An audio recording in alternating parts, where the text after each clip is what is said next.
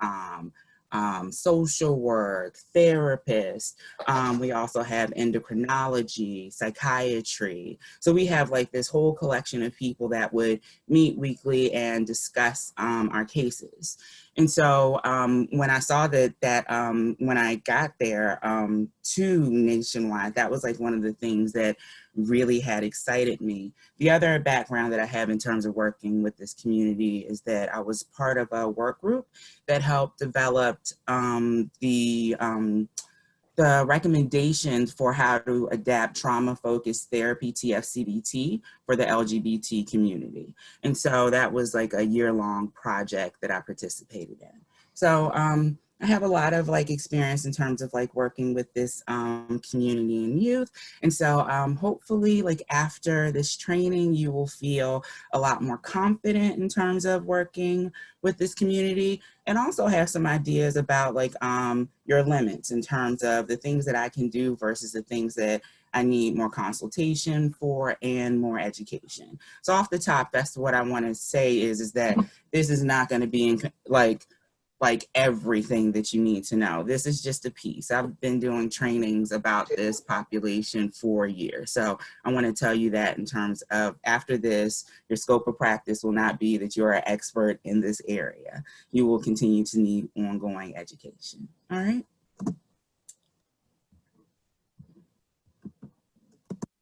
All right.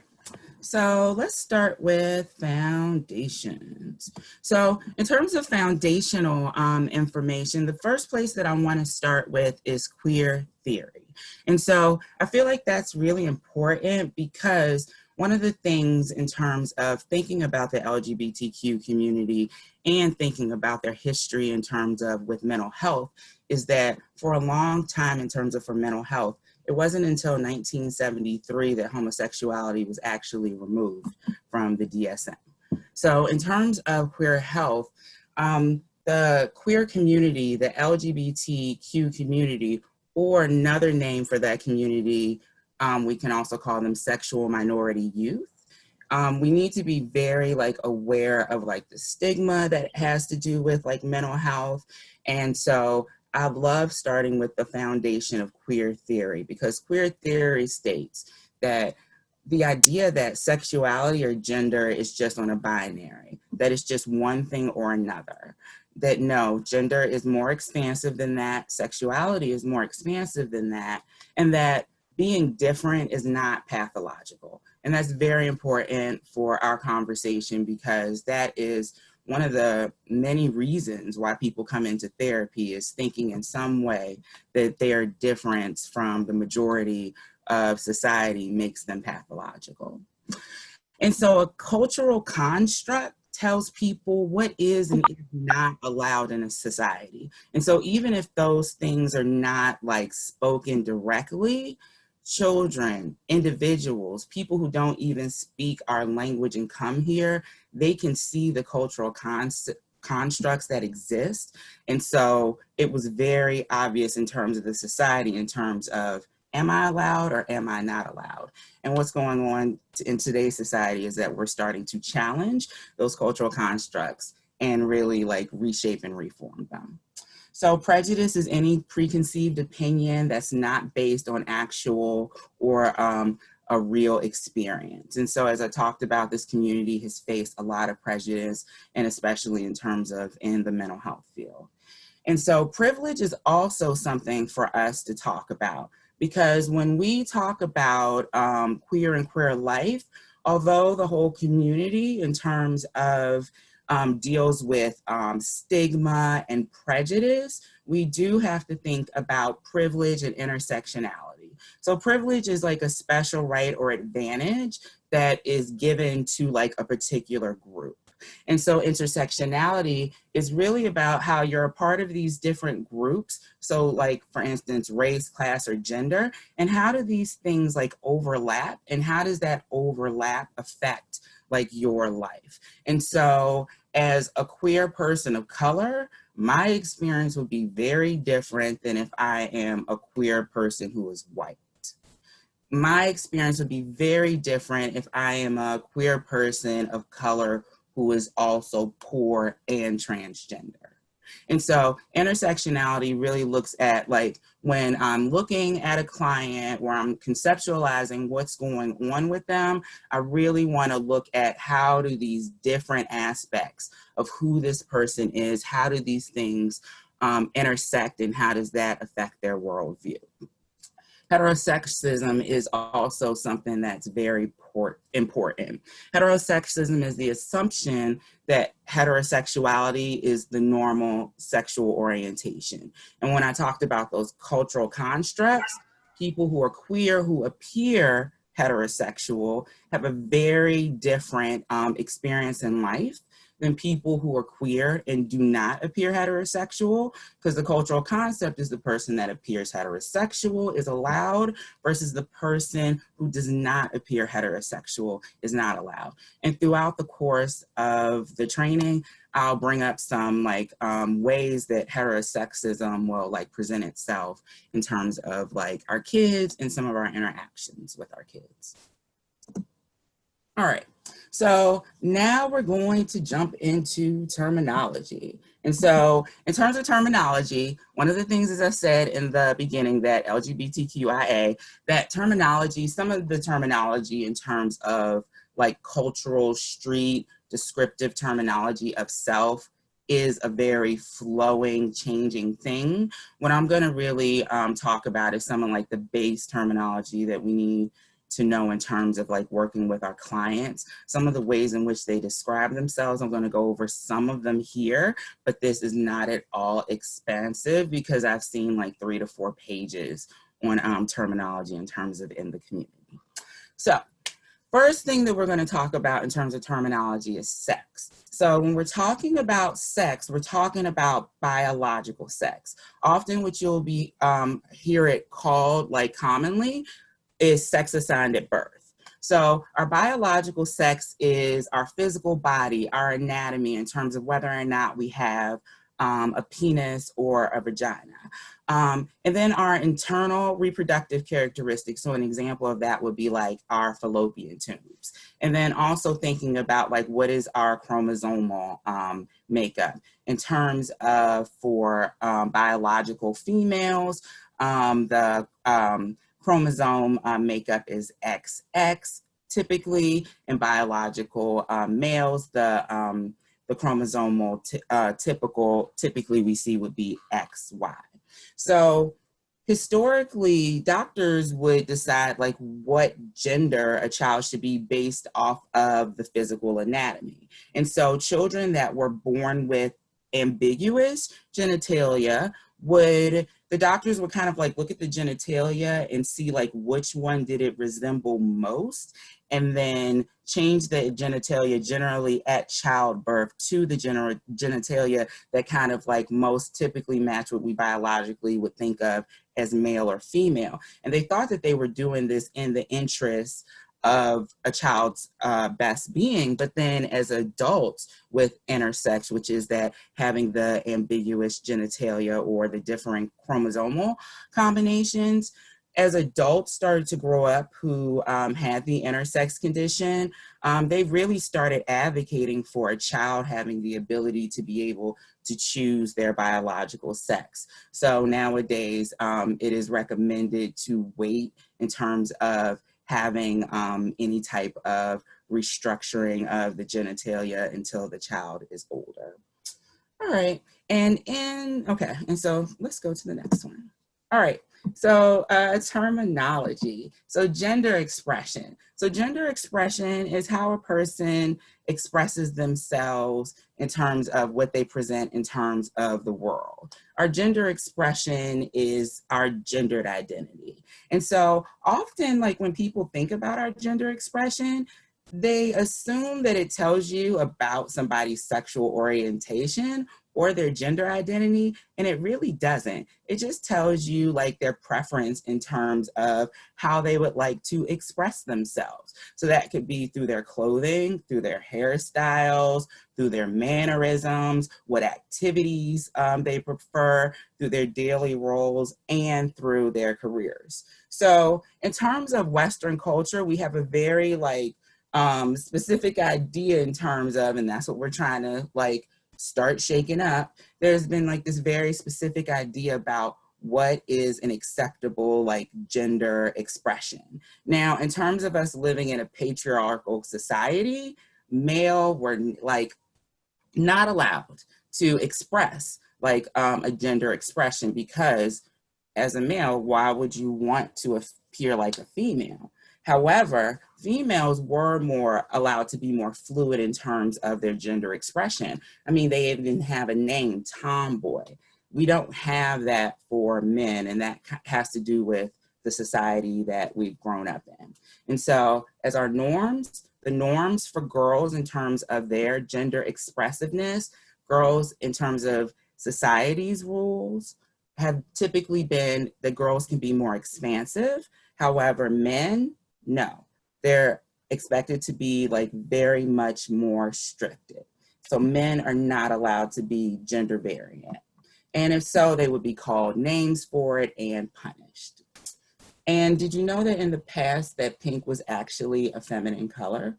And so that's part of that part about like what we identify as going along with typically male or female really has to do with what the culture at the time says the definition is. And we can even also see that expression come out in terms of the expression of emotions. In terms of being able to express emotions, men can express anger, that they're supposed to be stoic, and they're not typically supposed to be very verbally or physically affectionate. And so that is based off of this culture, versus if we thought about Italian culture, very different. Men are verbally and physically expressive and expressive of their feelings. So a lot of that idea about that gender expression really directly ties to what is the idea in terms of in the culture. All right, so gender identity. Gender identity really goes off of the inside idea about who you are. So am I a man? Do I identify as a woman? Am I a girl? Am I a boy?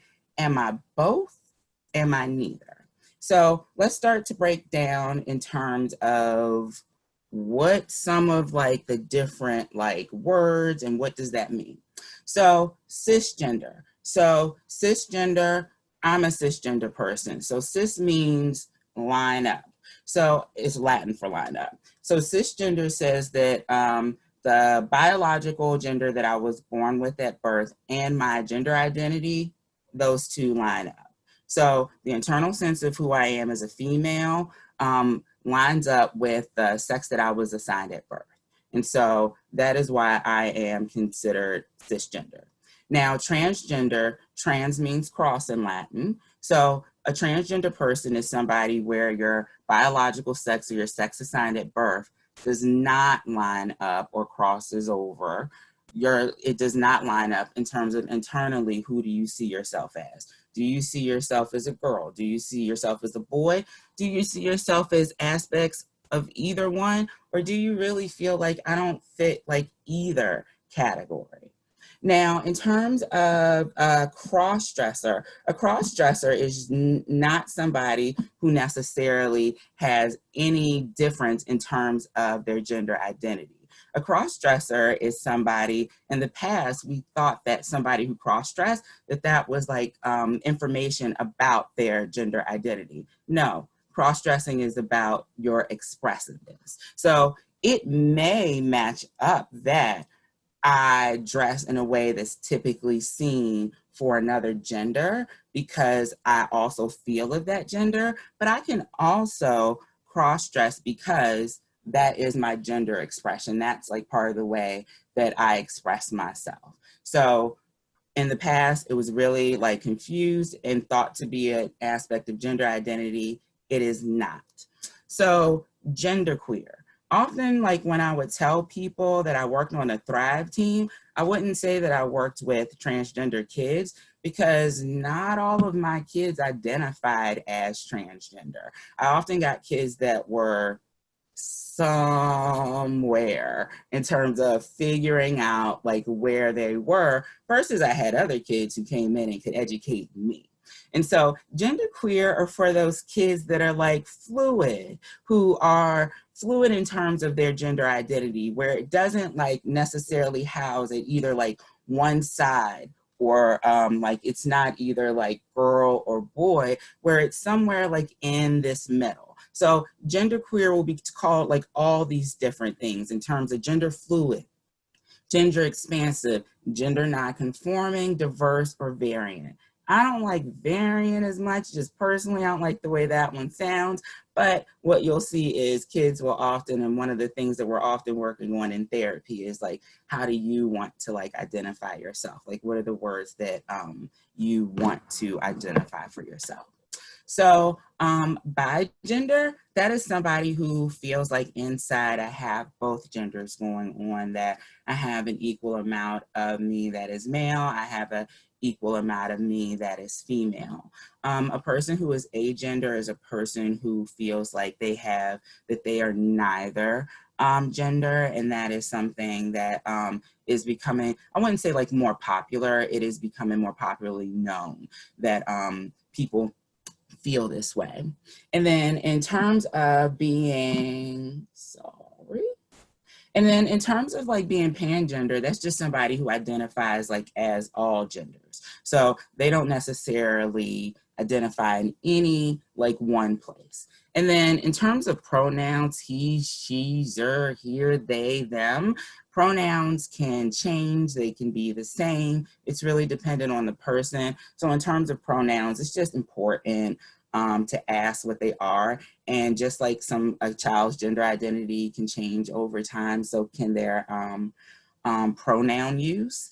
And not using a pronoun that, some people will choose not to use a pronoun that matches up with their internalized gender. So somebody's pronoun choice does not have to necessarily match up with their gender identity. Some people that I've worked with who've been frequently like gender misidentified, like it becomes actually like more work for them personally to like continue to like educate people on like their pronouns and stuff like that. So some of them are comfortable being called the incorrect pronoun because it actually makes their life easier, versus some people, pronoun use is really just like isn't important to them. So even if they are if I internally identified like as a female, but on the outside when somebody saw me, they saw male, and so assumed that that was my gender pronoun, some kids don't care. And so that's why it is important to ask the question, because as I said, it's not like just a 1 + 1 = 2 situation. All right, so sexual orientation. So I love the gender icon picture here. There's so many. I remember how long like I looked at it and was like looking at it and trying to figure it out, and was like, okay, I get all those. All right. So sexual orientation, that is who you're attracted to. And again, this is the one that's often equated to gender identity. People often think that like who I am on the inside and how to identify myself really tells you something about like who I'm attracted to. And so an example of that I would give is like in terms of when I was first starting to work specifically with like gender diverse youth, like one of the things that I was like reading about was like how a number of transgender people consider themselves heterosexual. And like my bias in my head was like initially like how, but then when I thought about it, I was like, okay, well, if you feel like your internal and outside don't match, and that internally, like let's say right now, externally and how I feel as a female, but then let's say that those didn't match and I internally identify as a male. And then if I go to get into a relationship with a female based off the definition, I'd be in a heterosexual relationship.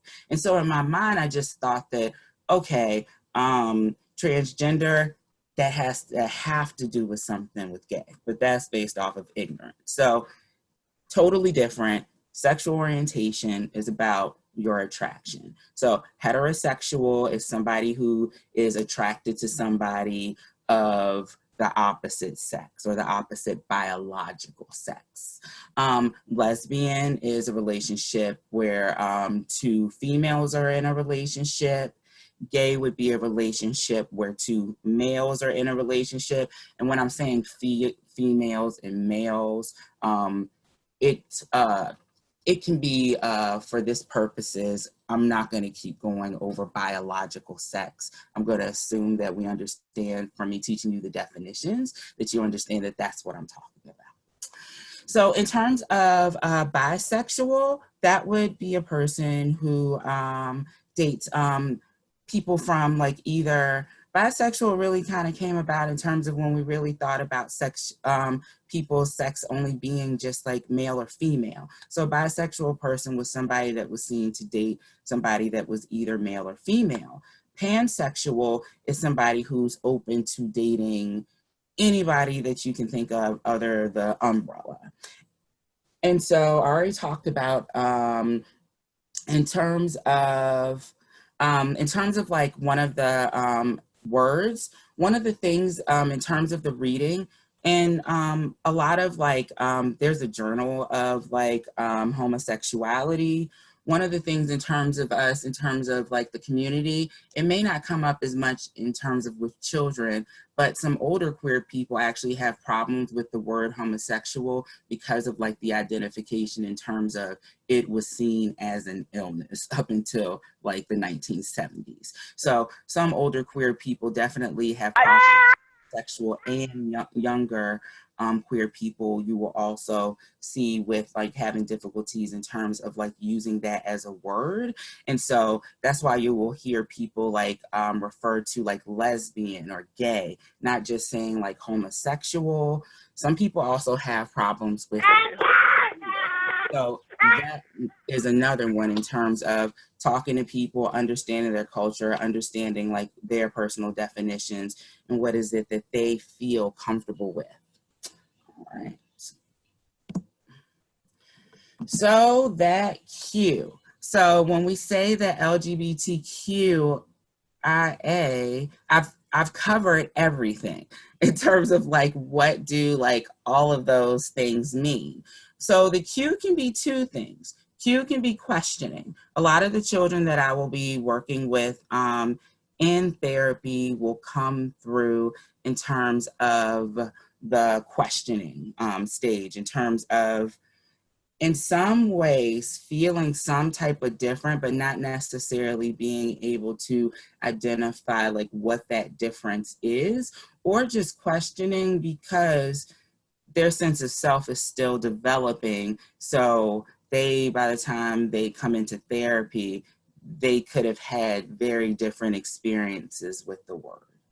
And so when I talked about the Q in the beginning in terms of the idea about queer theory, but queer in and of itself is a class slur that was used against people in terms of in the community. And so queer, something queer is different. And so that goes to that cultural concept that people in the community were different. And so the urban community really reclaimed that name and started to use queer as a positive thing, to say that it is positive to be different, that I should be appreciated for my differences, that there is nothing wrong with my differences, and actually I want you to see my differences. So really trying to take that word and really trying to change the cultural construct that was really around that word. And so when we say like that Q, that can encompass anybody. That can encompass like your expression, your orientation, or your identity. So you may identify like as queer if the way that I express my gender is not typical for my biological sex. My gender orientation, people's orientations generally like match, but mine doesn't. So I identify as queer, or something about like my identity, I identify that as different. All right. And so, oops, that was a mistake. All right. So Bobbi, I think that this would be a good time to go into breakout rooms and just have a small conversation in terms about your past history, in terms of like working with LGBT youth, and any information that you learned from this first part in terms of terminology. Welcome back, everybody. All right. So I hope that y'all had a chance to be able to talk about that first question.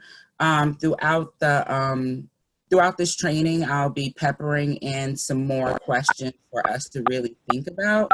I really developed these questions based off of one of the trainings that I do is also about poverty.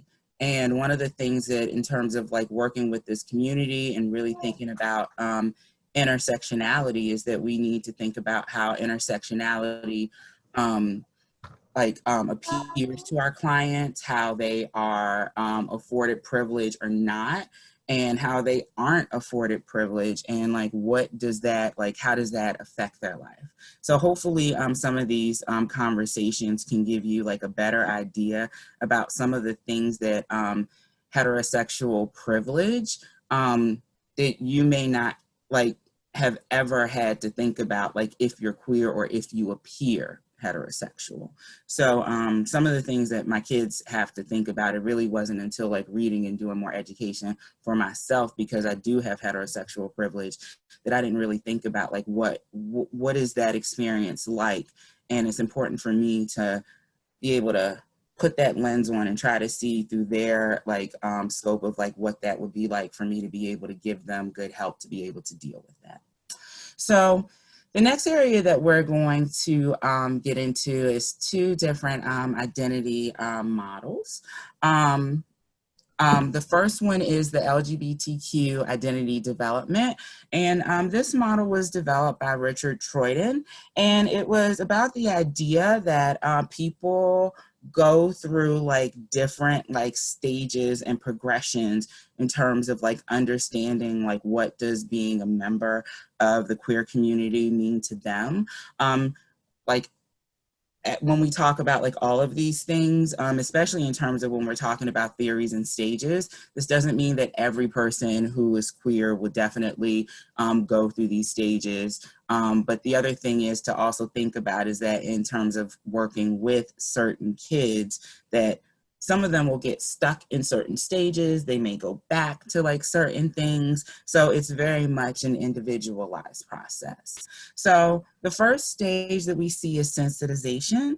And the sensitization stage is that like the stage where you start to understand that you're queer. The stage where you start to understand that you're different from the majority in some type of fundamental way. And what research has been showing us is that this age is becoming younger and younger.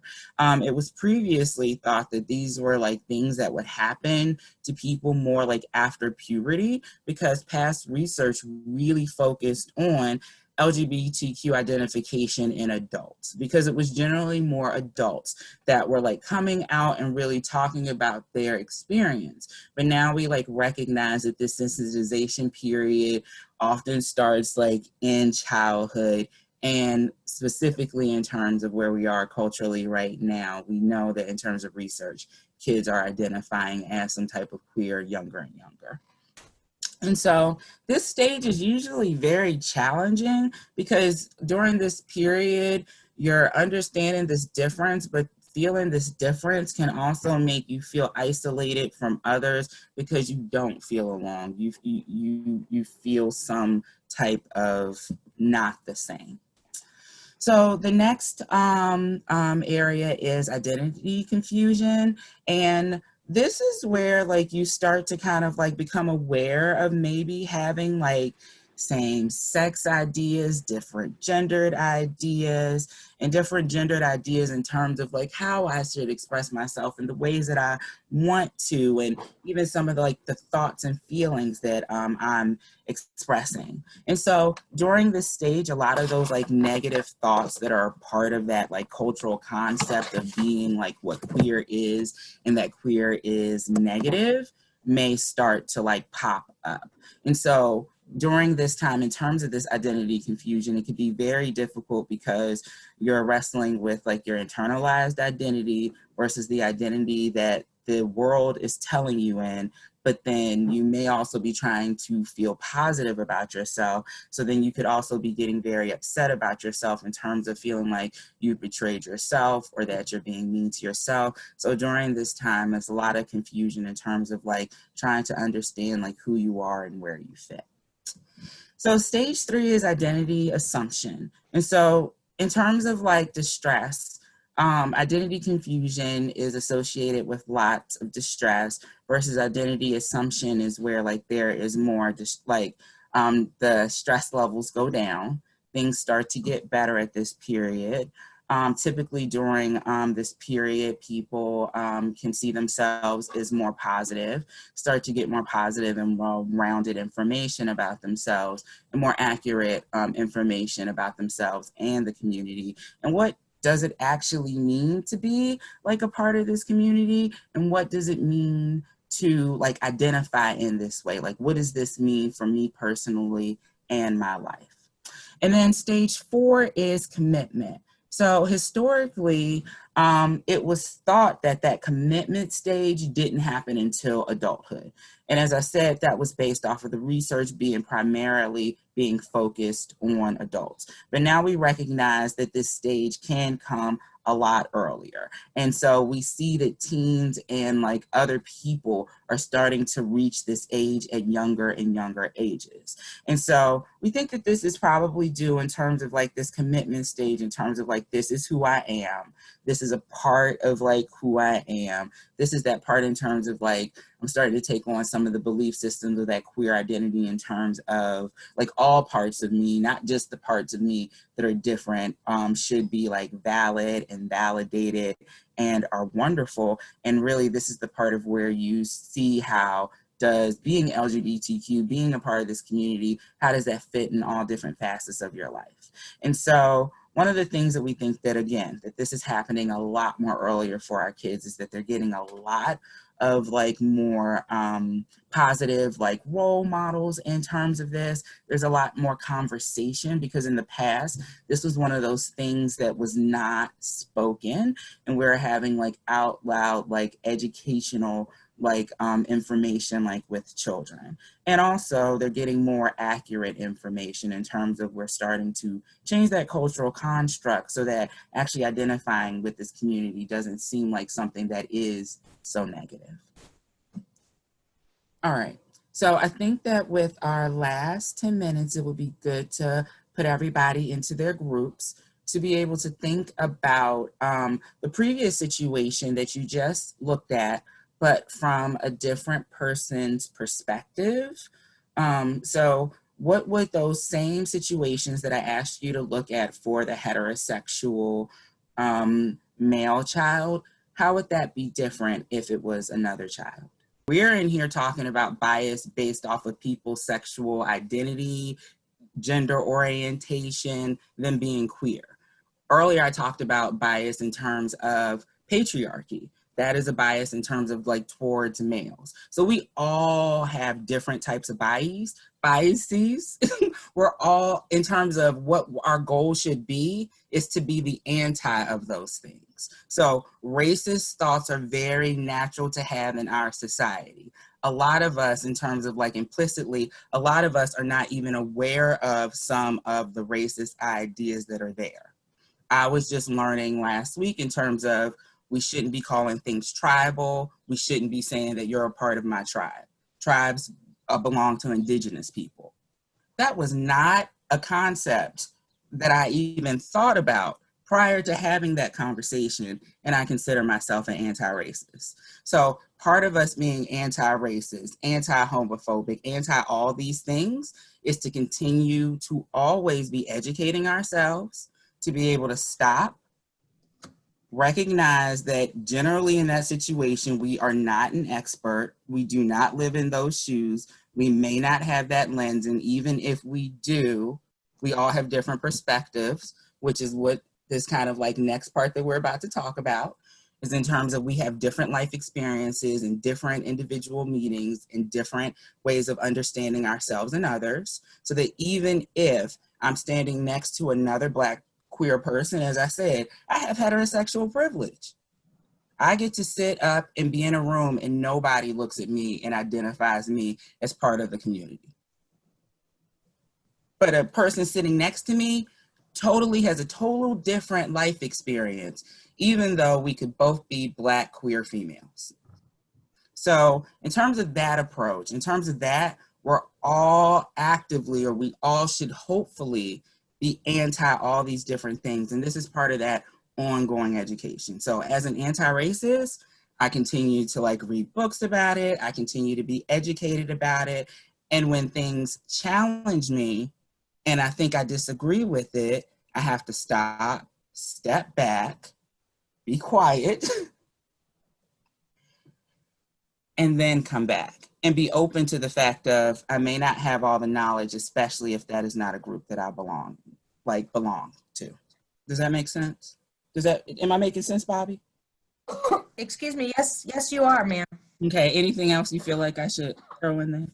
No, I just think there's a lot of, this is such a hot topic right now. I know. Both know, Kynetta, which is super exciting, Mm-hmm. a little nerve-wracking, because if you're a well-intentioned person, you want to get it right. You want to, you don't want to trample on people. And it seems like things are shifting so much. Like you talked about the tribes. I know a tribes program for elementary schools has been around for 30 years, and it's a really nice program, but now I understand that label might not have been, socially appropriate. And so it's a little nerve-wracking, and sometimes I feel like people are afraid to do or say things because they are likely to make mistakes. And I guess I just want to make sure we say out loud, we're all going to make mistakes.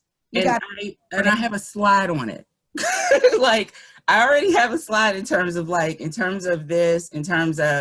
as I said, being a member of the queer community does not mean that I understand all things about queer people. So I can't just assume. Being African American, I cannot assume that I know all things about African Americans. So all of this is about also kind of in terms of us being professionals, in terms of all of this expert knowledge, is that also we need to be humble. So there's that balance. All right, so now I'm gonna jump into the multidimensional approach to sexual identity. After that, I'm going to put us back into groups. And then before I do that, I'll give you a little bit more of an explanation, because some people heard it, some people probably had already bopped into the groups, but I'll give you a little bit more of an explanation in terms of why the questions and why do I want us to discuss this in the groups. Okay, so the multidimensional approach to sexual identity. So one of the things that we talked about in terms of the way that we're changing these cultural constructs is that we understand that gender is not just this fixed thing, that it's fluid. And one of the other things that we're looking at is how sexual identity is fluid.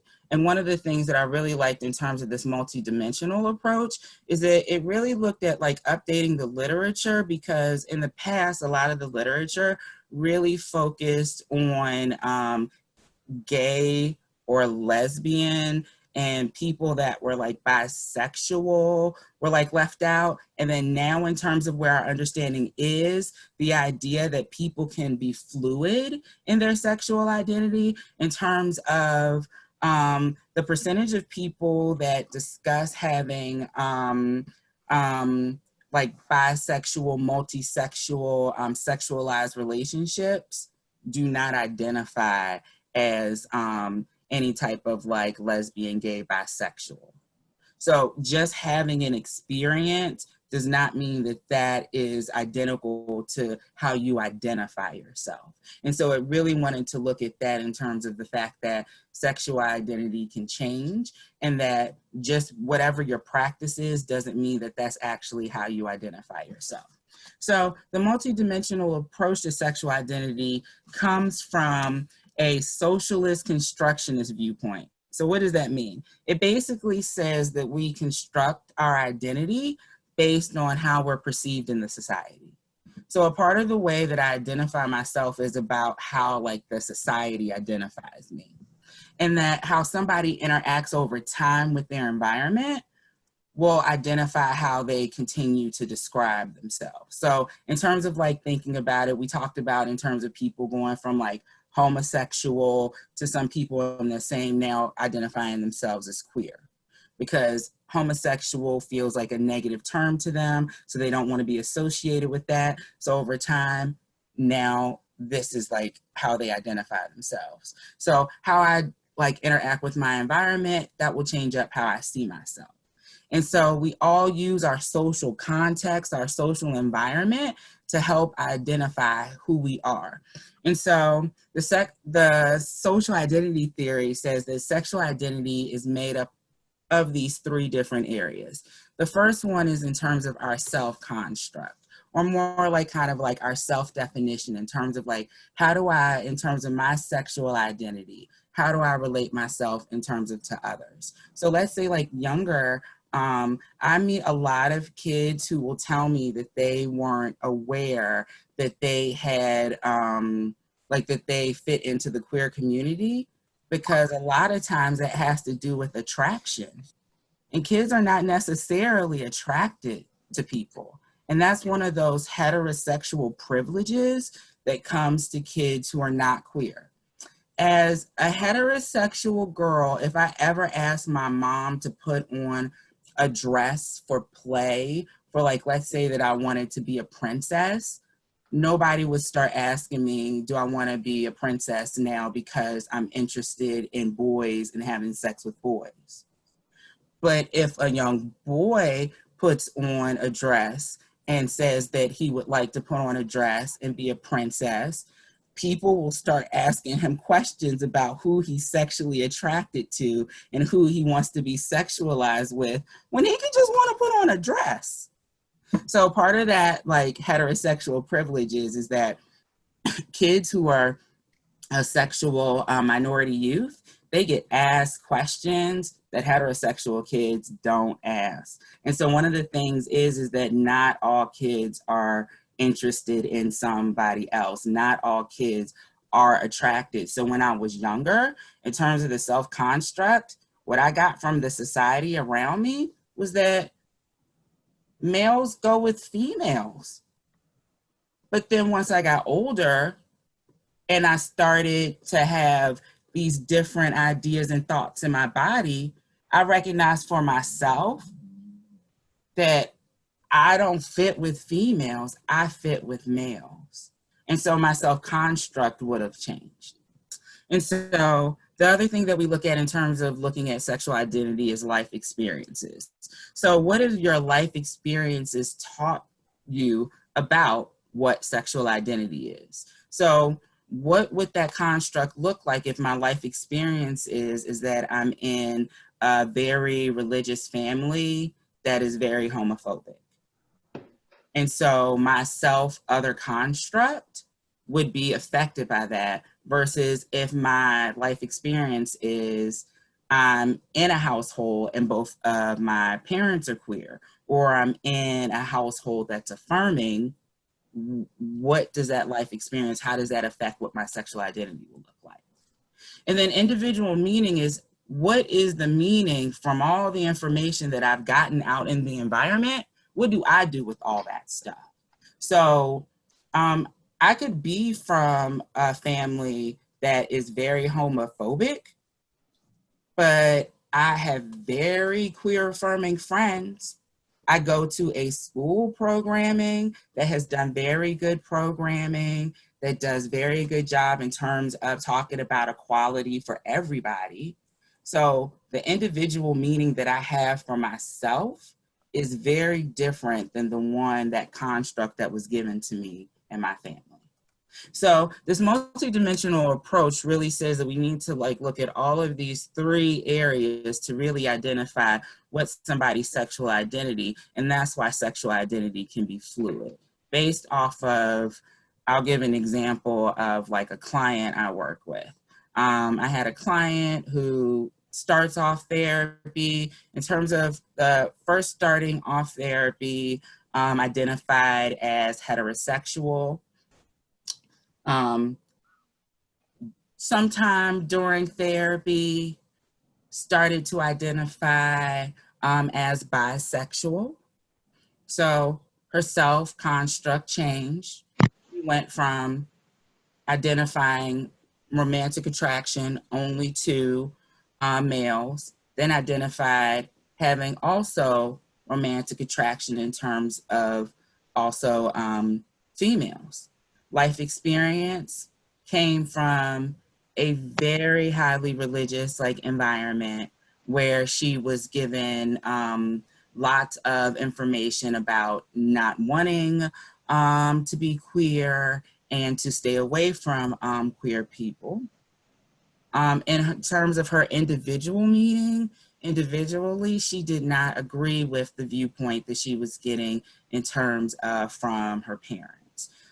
She felt that it was very restricted. And one of the things that she identified early on in therapy as a problem with her parents was the amount of queer friends that she had and how her parents had issues with it. So her individual meaning was very different for herself.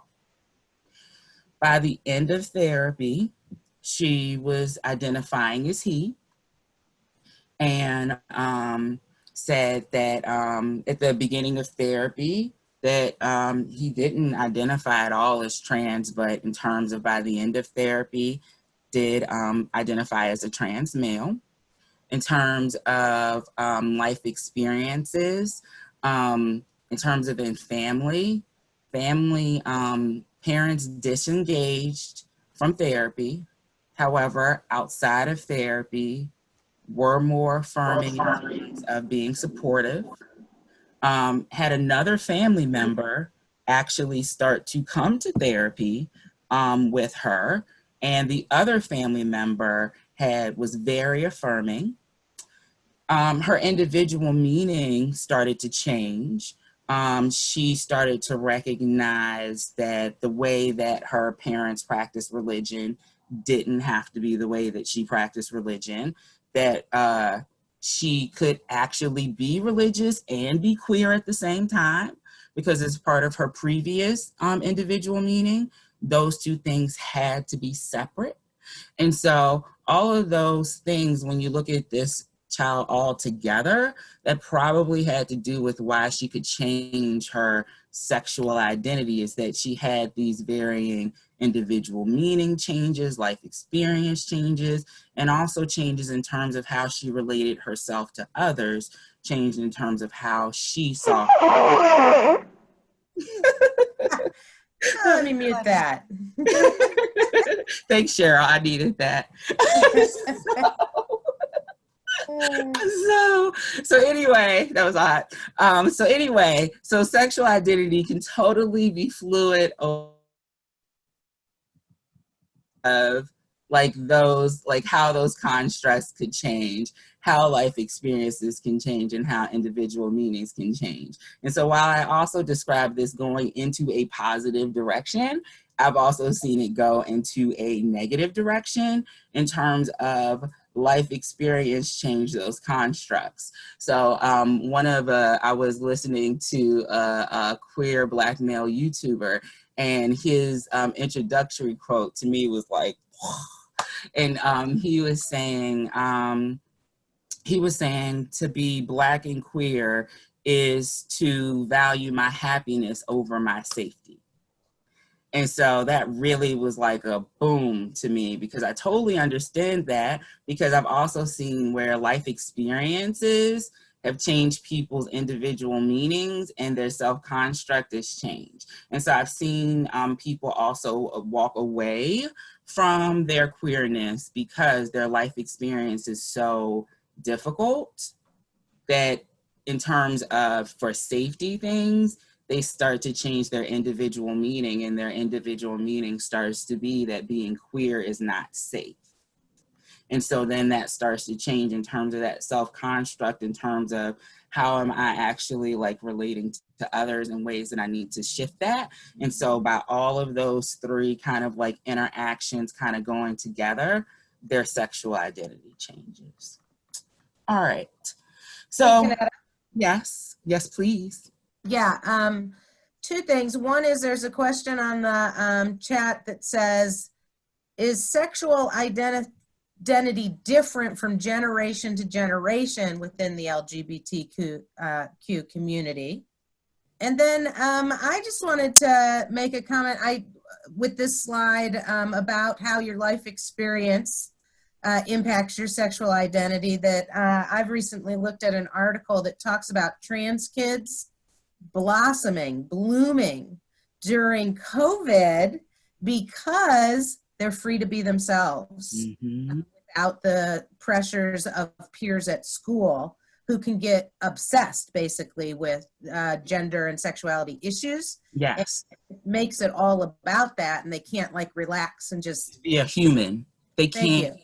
So I wondered if you wanted to mention that. But that's that heterosexual privilege that I become all like trans becomes everything. And we'll talk about this a little bit later in terms of the fact that just because you're trans doesn't mean that you have to be in therapy, that you're in therapy because you have a distressor over something. So just because you're queer does not mean that that is a distressing like situation. In terms of the part about the time span, part of that is because this is a changing cultural construct, and aspects of queer community was so hidden in terms of not acceptance and safety. I feel like that's part of why we are seeing like these changes happening, because we can start to have more of these conversations. We are getting research. Because as I said, like the research in the past really focused on adults. And so now we're having to reformulate. And like one of the things in terms of like this approach came out of the research that all the past approach just looked at gay or lesbian. It really did not take into consideration bisexual people. It really did not take into consideration people who are pansexual. It didn't take into consideration people whose sexual identity changes over their lifetime, because you will have people who identify as different things over their lifetime. So this is like an ongoing process, but in terms of as a science, it's one of the younger sciences. And so that's also something to take into consideration. Thank you. Okay, so now we're going to go into breakout rooms. I'm going to stop sharing my screen so that I can look at the questions. So in terms of like why I developed these questions and why I wanted you to talk about them like in the breakout room is that, as I said, if you're not queer, you would have heterosexual privilege, and then even members of the queer community also have heterosexual privilege. So I really wanted us to like think about like how it would feel to be in some of these spaces that as a heterosexual person, you don't really necessarily have to worry about, versus if you're a queer child and you're going through like these situations, you have a totally different lens about what makes you safe. In terms of these next ones, I also want you to consider what it would be like for this youth to be like a person of color. So Black, Indigenous, person of color, right? How would this like change up like this situation in terms of what is safe and not safe? Because again, a lot of us have this privilege in terms of, if you're white, you don't have that racial privilege in terms of the safety. If you're non-queer or non-queer appearing, you also have some privilege in terms of that safety thing. And then in terms of the person of color aspect. So I want us to think about like all these things, and then also think about like age in terms of just trying to problem solve and just live your life. All right. So for the next one, we're going to be looking at how these are both 16-year-olds. How safe would a 16-year-old heterosexual boy feel in the boys' bathroom and at a family event? And then how safe would a transgender 16-year-old boy feel in the boys' bathroom or at a family event? And imagine that the transgender boy is also a person of color. So I'll say it one more time. How safe would a 16-year-old heterosexual boy feel? How safe would a 16-year-old person of color transgender boy feel in the boys' bathroom or attending a family event? Thank you. All right, everybody. I have a lot of people questioning the recording business. The recording is only this main screen. We do not record the breakout sessions. There's no way to do that, by the way. And so you're having private conversations in the breakout, and this main screen, the main training, is being recorded. Okay? So Stephanie is asking, boys' bathroom where? And at school, I'm sorry. Boys' bathroom at school. Okay. School. And let me see, anything else? I don't think so. So you're all going to be automatically assigned to a breakout room. If you have trouble with that and then have to pop back out, I'll see if I can help you. But here we go. And how long, Kynetta? Are we giving 8 minutes for this? 10 minutes? What do you think? This is just the boys' bathroom at a school, so it just says boys' bathroom, girls' bathroom. We're like that's basically the information a kid would get. Yeah, definitely. They do not necessarily. Well, in case we have, multi-sex bathrooms labeled now. So, but not most schools do not have that. And it's a transgender female to male. So when I said a transgender male, I'm saying that their identity is male. So this is a transgender female to male. Thank you. Good questions. Excellent. Here we go, everybody. See you in, did you say how many minutes? 10. See you in 10 minutes. So I hope y'all had some good conversations where y'all could examine some privilege.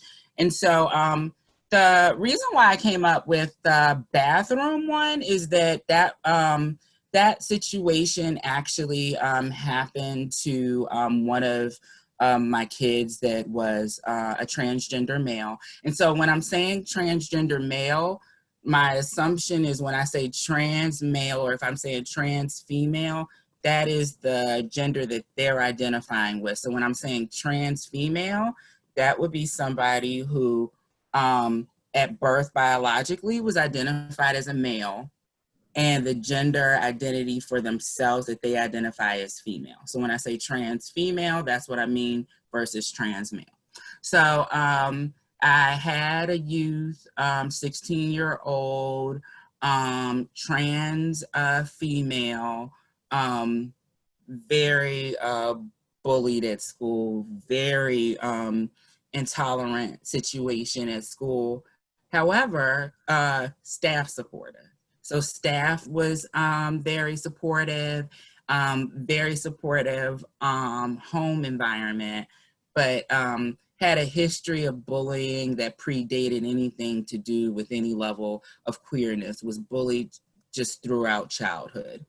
And so when the situation of bathrooms came up, it was a conversation that I'm having like with the child in terms of, especially with this child, in terms of the bullying. One of the things that we need to think about is safety in terms of what do we want to do? We also need to see in terms of the school, in terms of it was a public school, so the child had the right to use the bathroom of their choosing, but our conversation was, is that the bathroom that you actually want to use?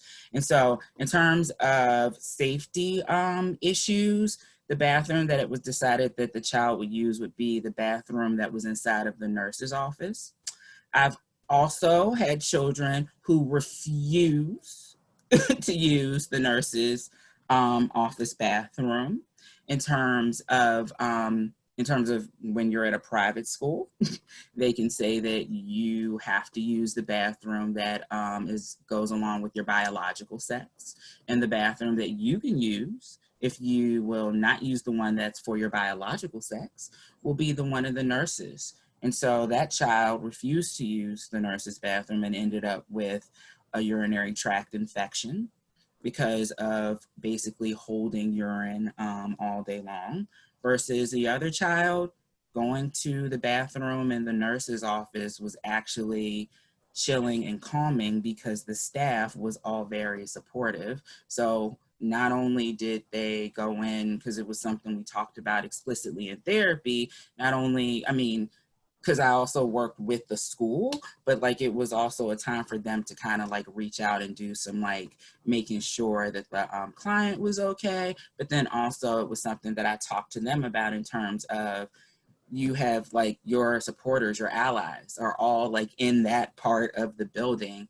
that when you're going to the bathroom, that's a great time for you to like do a check-in. And so two different situations in terms of using the bathroom. With one, it was like a very positive experience using the nurse's bathroom, versus the other one felt justifiably it was a violation of rights and refused to use the bathroom, but had health complications because of it. All right, so now we're going to jump into educational tools. This is the part that I hope that you all like appreciate the most. I tried to give you like a lot of stuff, as I said, that this is not like an all-encompassing thing, but I wanted to give you stuff to feel like you can walk away and like use this stuff. So the genderbread person, I love it. I've seen like all the iterations of it, and you can go get it easily online. I think it's like genderbreadperson.org. Or you can click the little graphic there too to go straight to it.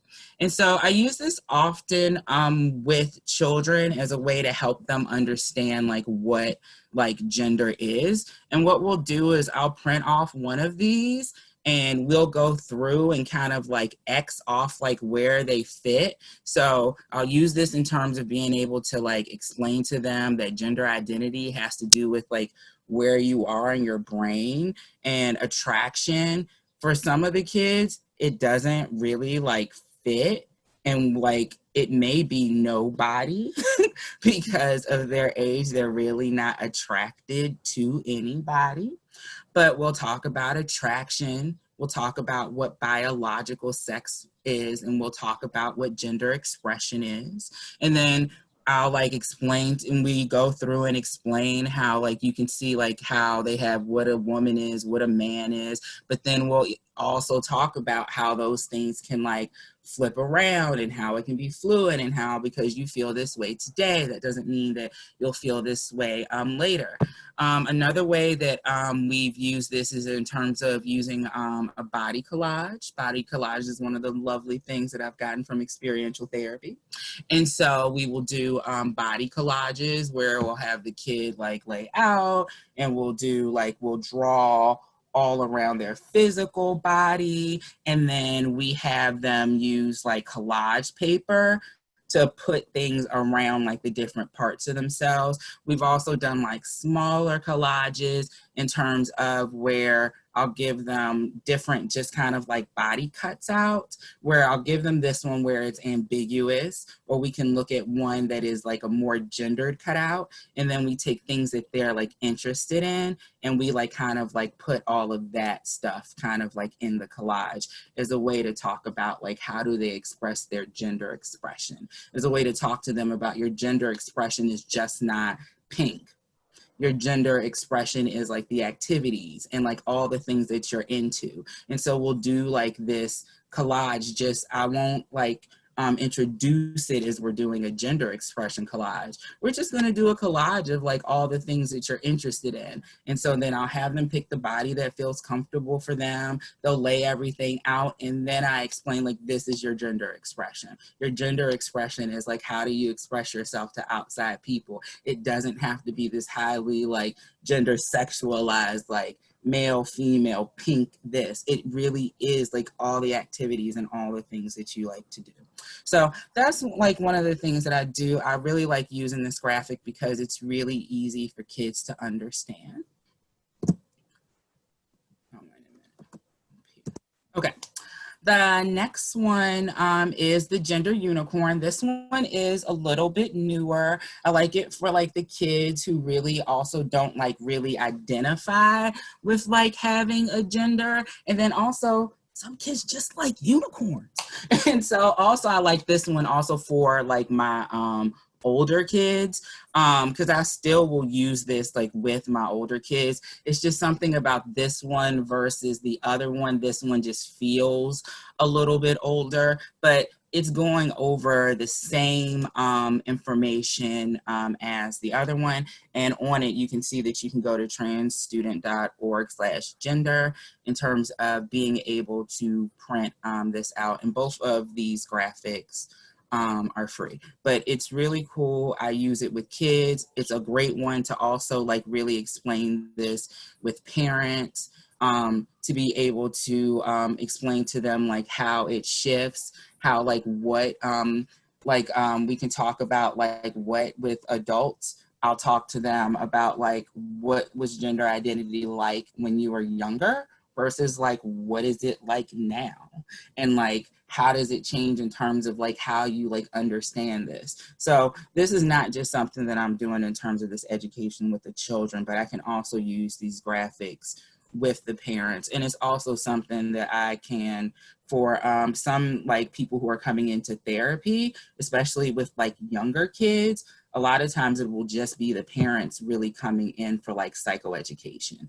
in terms of they see some gender diversity in terms of like their child, in terms of like, yeah, he's been saying that he like wants to wear dresses and I don't really know what that means. So they just aren't really in therapy because there's any level of distress. They really just need some education about like, what is this? And so the therapy can totally be me and the parent, where I'm teaching them all this as I'm going through all this. I'm giving them some activities that they can do with their kids and like be able to like the expression one with the cutouts.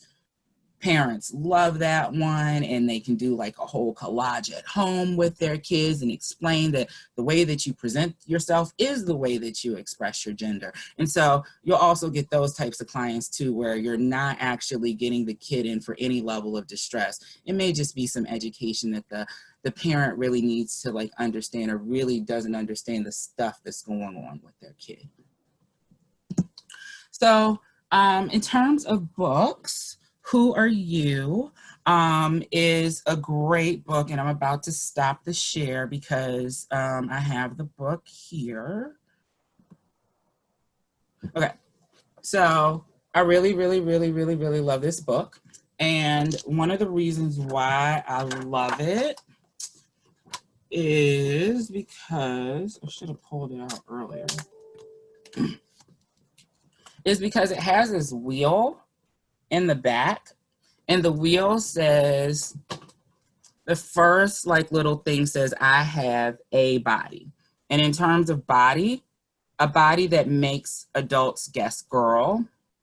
I have a body that makes adults guess boy. A body that makes adults say not sure. And then it goes into I am, and it goes into identity. Sometimes a girl, sometimes a boy, neither, both, two spirits, third gender, bigender, mutoir. That's where y'all gonna have to go on your own and start looking up some of those extra words because we only have so long today. And then the last one is I like, and that's about their expression. And so it's like swimming, running, making sports, dress up, reading, trains, dolls. So again, that overall idea that your gender expression is not just you wearing pink or blue, that is really just the way that you express like your likes in the universe, and the way that you express your likes is the way that you express your gender. And so I really like that with kids. Kids like to like figure out like where they fit on this. I even will pull this out and not use the book and use this also with older kids, because this by itself, like the book, somebody, you need to be moved. Yeah, I'm trying. Thanks. So in terms of like for my older kids, I'll still use this wheel because they will not react necessarily the book and are fine with that, but some of them reject the book, but the wheel in and of itself, the idea about it, they can like understand.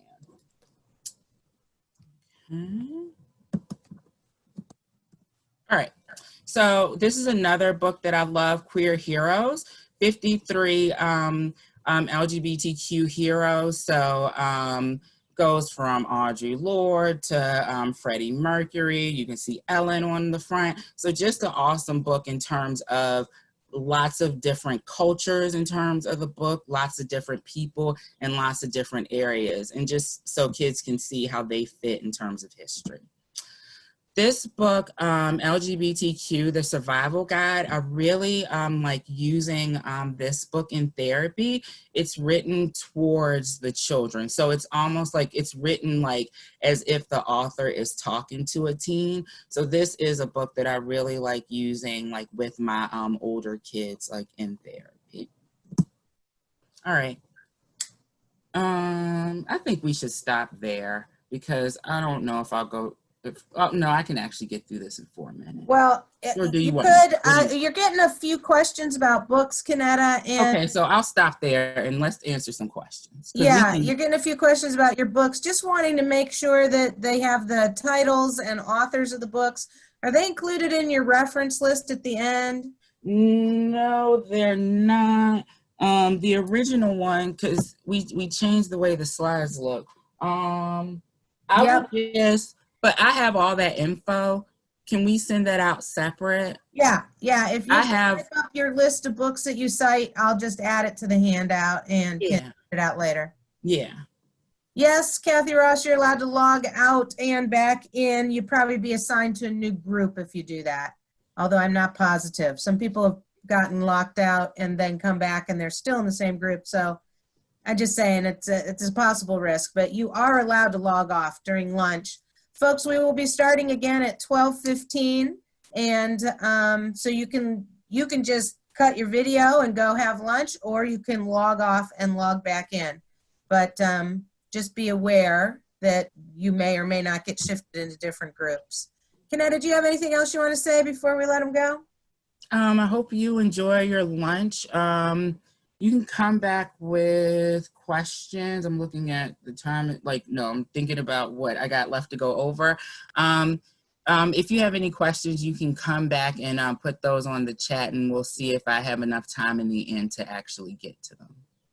Yeah, that sounds fine. I think we've answered everything else as we go along, which is great. I do want to say that genderbread person has a great, you should Google genderbread person, and they have a great website with lots of awesome resources. And he intentionally says, I'm not copywriting anything. You can take everything. So you're allowed to download the pictures and the ideas and all the things and use them freely. So check that website out particularly. And Kynetta and I will try to put together a list of the books and authors, as well as the websites and links, and we'll send that out as an additional handout, probably tomorrow. We'll get that back out to you, okay? Otherwise, have a great lunch, and we'll see you back here at 12:15. Thanks, everybody.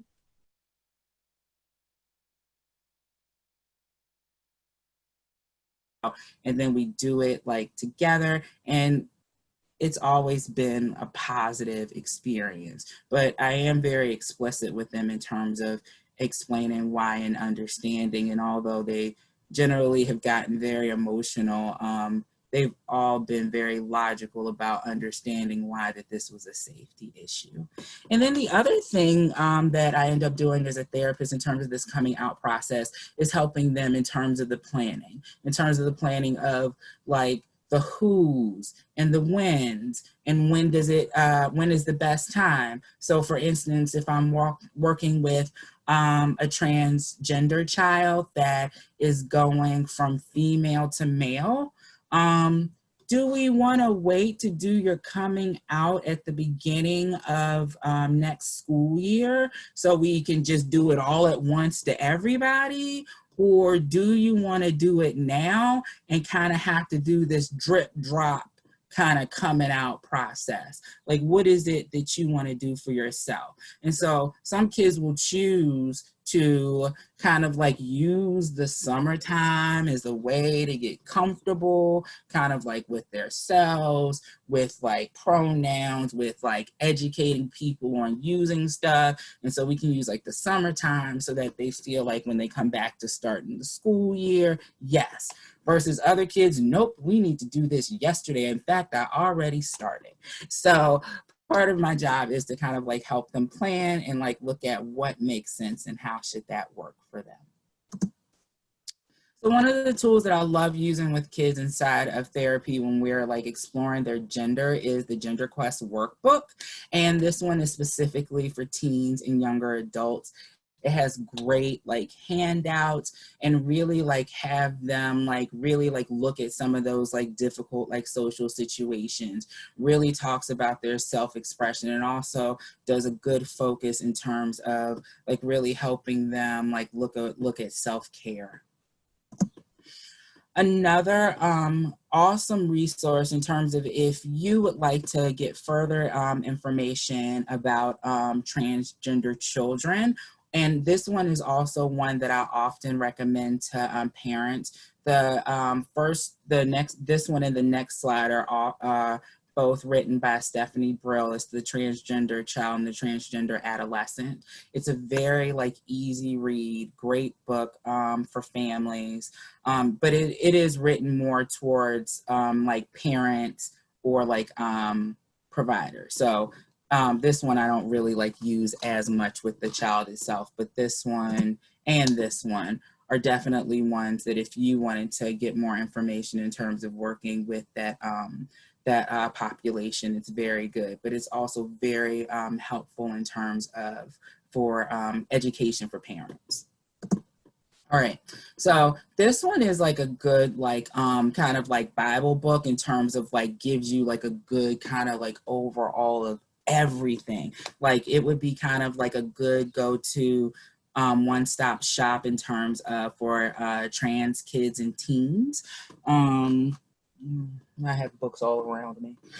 So that book does a good job in terms of going over the education, going more deeply in terms of what you're going to be doing in terms of therapy, goes over like the medical aspects of transition with kids, talks about how to help them like navigating through the school system. And in the back, it has like helpful handouts and also like those like the medical evaluations that I was talking about that like that I would write for like a kid. They have like sample letters. They also give sample letters in terms of for help in terms of when to advocate for like a child during like the school day. All right, so like some of the ways that I feel like in terms of what I talked about, like the first client that I ever got that was transgender, I feel like some of it had to do with just like creating an affirming environment, just help kids who aren't ready yet or really maybe haven't like even like explored that yet or thought about that yet to be able to open up. So one of the biggest things is asking people like, what name do you prefer to be called? When I go through my intake, asking about like, okay, well, what gender were you given at birth? Is that the same gender that you would that you choose for yourself now? Just asking that question to some children, because again, they don't necessarily have like the words or understanding. Children have talked about the fact of being just given the information or hearing somebody else like say it can help them explain and understand for themselves because they don't have all those words and knowledge, like can like put a context of what's been going on with me and kind of can put it in front of me in words. So yes.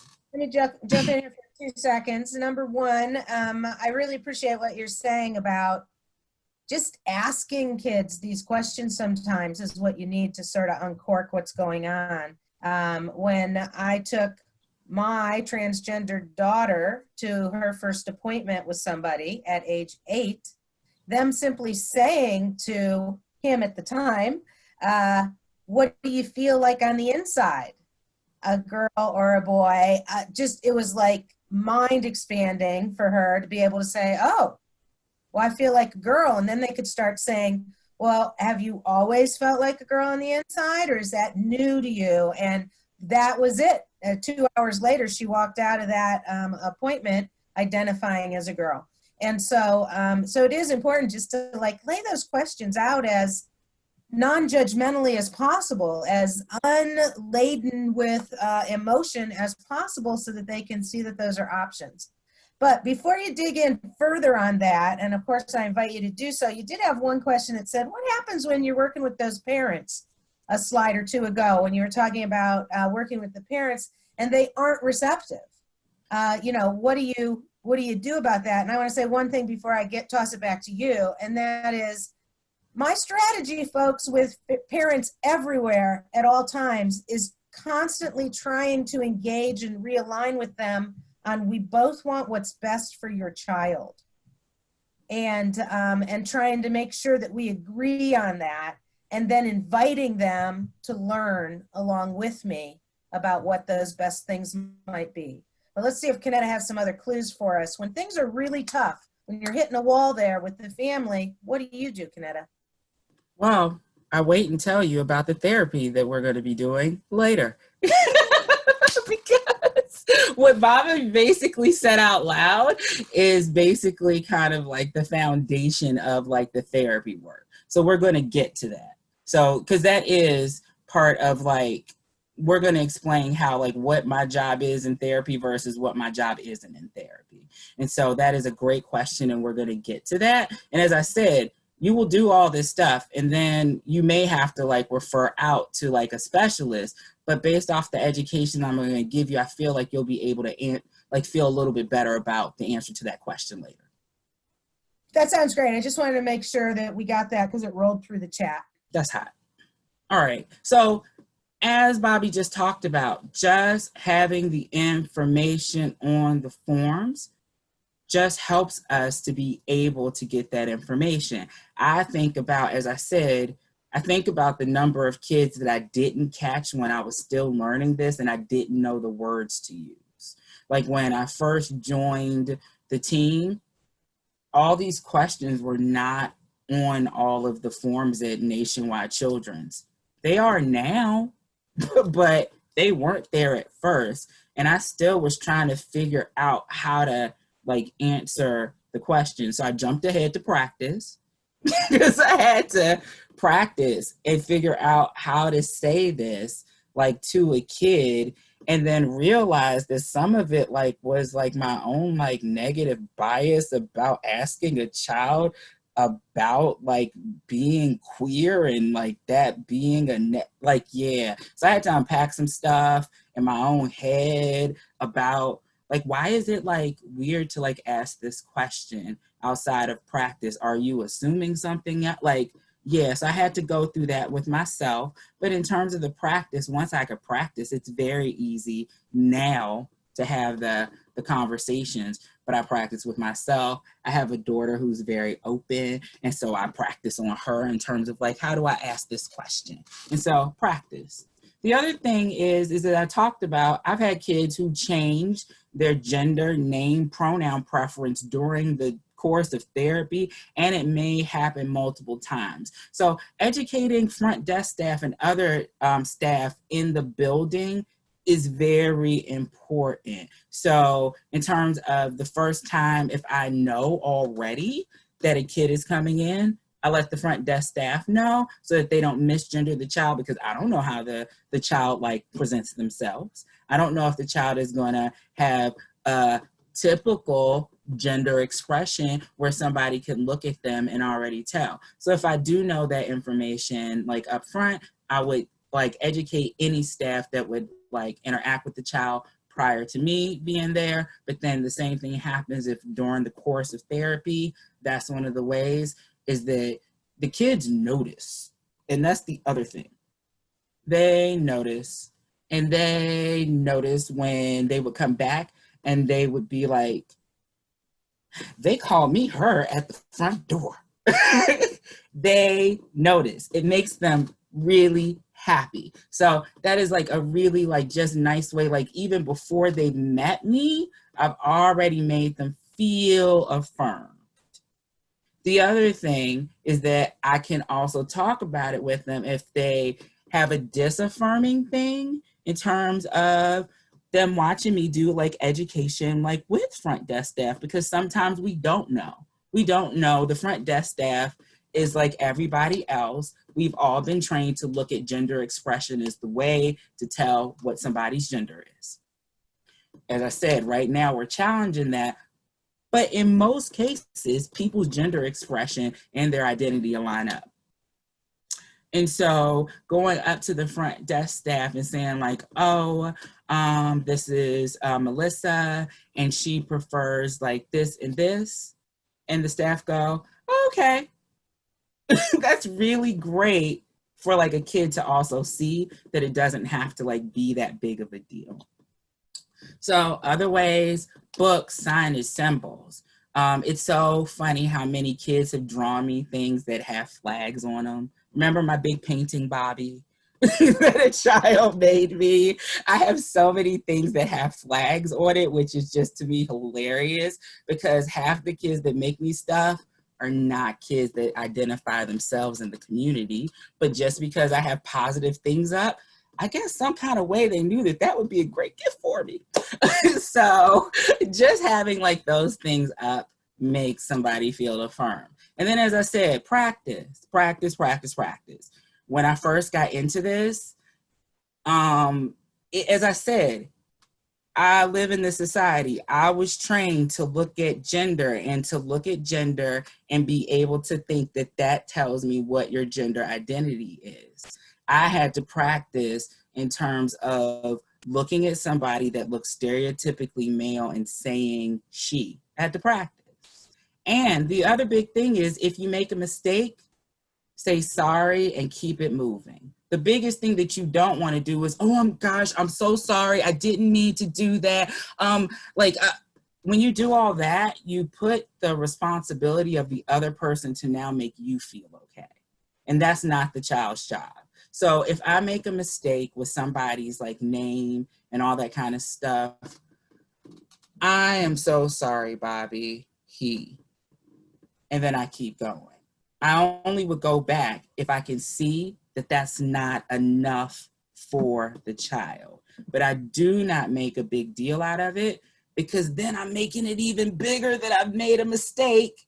And now I'm making the mistake that much bigger. And now I'm also putting the responsibility on the person that I made the mistake to make me feel okay when I've slighted them. So make the mistake, say you're sorry, correct it, and keep going as long as you can tell from the client that it's okay. Because there are other clients where you can look at and you know, uh-oh, I have to stop and attend. Because they may be thinking that that was something else. I may have tapped into something else there. So I'm really looking at the client to tell me what I should do, but general practice, make the mistake, correct it, keep it going. Do not put it on the person to take responsibility for your mistake. All right, so the awesome, hold on. What time do we have our first break? In 15 more minutes. Okay. So we're gonna start talking about the Family Acceptance Project, and then I'm gonna put us back into our groups to think about another scenario. So the Family Acceptance Project is an evidence strength-based family intervention. And so what the developers of the Family Acceptance Project recognize is that the research really focuses on LGBTQ youth and their families in more of like a negative way, in terms of like what are kind of like the negative outcomes of what happens when a family is rejecting. And it almost appeared that the research was slanted towards like assuming that families would be very negative and rejecting towards their children. So they started to look at research looking at how did families actually interact with their queer children, and then what were the reactions from those interactions. So the first thing the belief system was that they were going to find that families were highly rejecting of their queer children. And that's not actually what the research showed. The research shows that there was a nice range that ranged from highly rejecting to highly accepting. And the majority said acceptance with ambivalence. So mostly what you saw was some aspects of acceptance with lots of ambivalence, then high levels of rejection. And it was believed that that was what they were going to find in families, were these highly rejecting families. So first thing that they found, that these reactions kind of spanned. And one of the other things that they also found was that rejecting families became less rejecting over time. And so one of the things that we've talked about is just as a society, some of the reasons why we believe that children are earlier identifying as queer is some of the natural information that we are getting in terms of the society, how some of these cultural constructs are changing over time. So some of the information is due to rejecting families actually getting more and accurate, more accurate information about the queer community. And then also the other thing is that most families that reject their children don't want to reject their children, according to research. So although they're doing rejecting behaviors, they don't want the rejection of their child to be the outcome. So what they found is that most families actually want what is best for their children. And so it makes sense. If I have a cultural construct that being queer is a negative person, part of me being a good parent wouldn't be to be pro-queer behavior. So if I reject or am ambivalent to queer behavior, I'm actually being a good parent, because the thing that I want is the best for you. And my concern is how you're going to be seen in the society. So even though these parents are doing rejecting behaviors, often the rejecting behaviors is because they want the best for their children. And the other thing that we know overall from research is that caregivers are critical to the well-beings of LGBTQ children. All right, so now I want to stop us and I want us to go into a group. Give me a second to bring up the questions.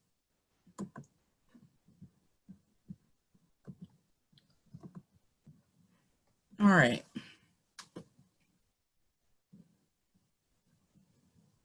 So this one, we are going to think about, this is the same safety question. And for both of these ones, think about both children being as people of color. So how safe would a 12-year-old heterosexual girl feel at a sleepover or hanging out with her friends? Okay. And all of her friends are female. How safe would a 12-year-old lesbian girl feel at a sleepover and hanging out with her female friends? And so the hanging out with her female friends, you can imagine them doing some social activity outside of school together. So I'll say it one more time. How safe would a 12-year-old heterosexual girl or a 12-year-old lesbian girl feel at a sleepover or hanging out with her female friends? And both of them are people of color. All right, everybody. So I'm going to answer some of the questions from the chat, and then we're going to go on to our break. So one of the questions was, what happens when going through during therapy doesn't go well? Do you recommend the parents get support? Yes, I definitely recommend parents get support. That's actually like one of the things that we'll be talking about in terms of kind of like the parent stress management is very like important. And I always talk to the parents about like it's okay to be like having like dealing with distress, like show your kids like healthy ways to deal with it. So that is a very healthy way to get support, and that looks like all types of things from therapy to talking to other friends to talking to parents groups, because that is like one of those supportive resources is other like groups that you can go talk to like other parents, because lots of other parents have gone through these parents experiences. And then Janice nicely said PFLAG is a group that provides support and education for parents, and it does, and PFLAG is one of the resources that is listed in the back on the resource page. Okay, then I was asked, I'm not sure, someone asked me about, I believe, is it a confidentiality issue to disclose clients' status in terms of to their parents? If it is about harm to self, that is going to trump that in terms of the confidentiality part. So if I could explain it to the parents and not explain that, that's fine. But oftentimes, if the direct issue is due to them being queer, it's not as helpful, which is why, as I said, every time I've disclosed so far, I've always done it with the child's consent. They just don't, I wouldn't say with the child's like verbal consent. The child has always been sitting next to me. I've just done kind of like all of the talking. Kynetta, that was my question to you. And yes. What I was thinking about was telling the receptionist at the therapy, you know, when they come in for therapy, so that they're calling them by the right pronoun.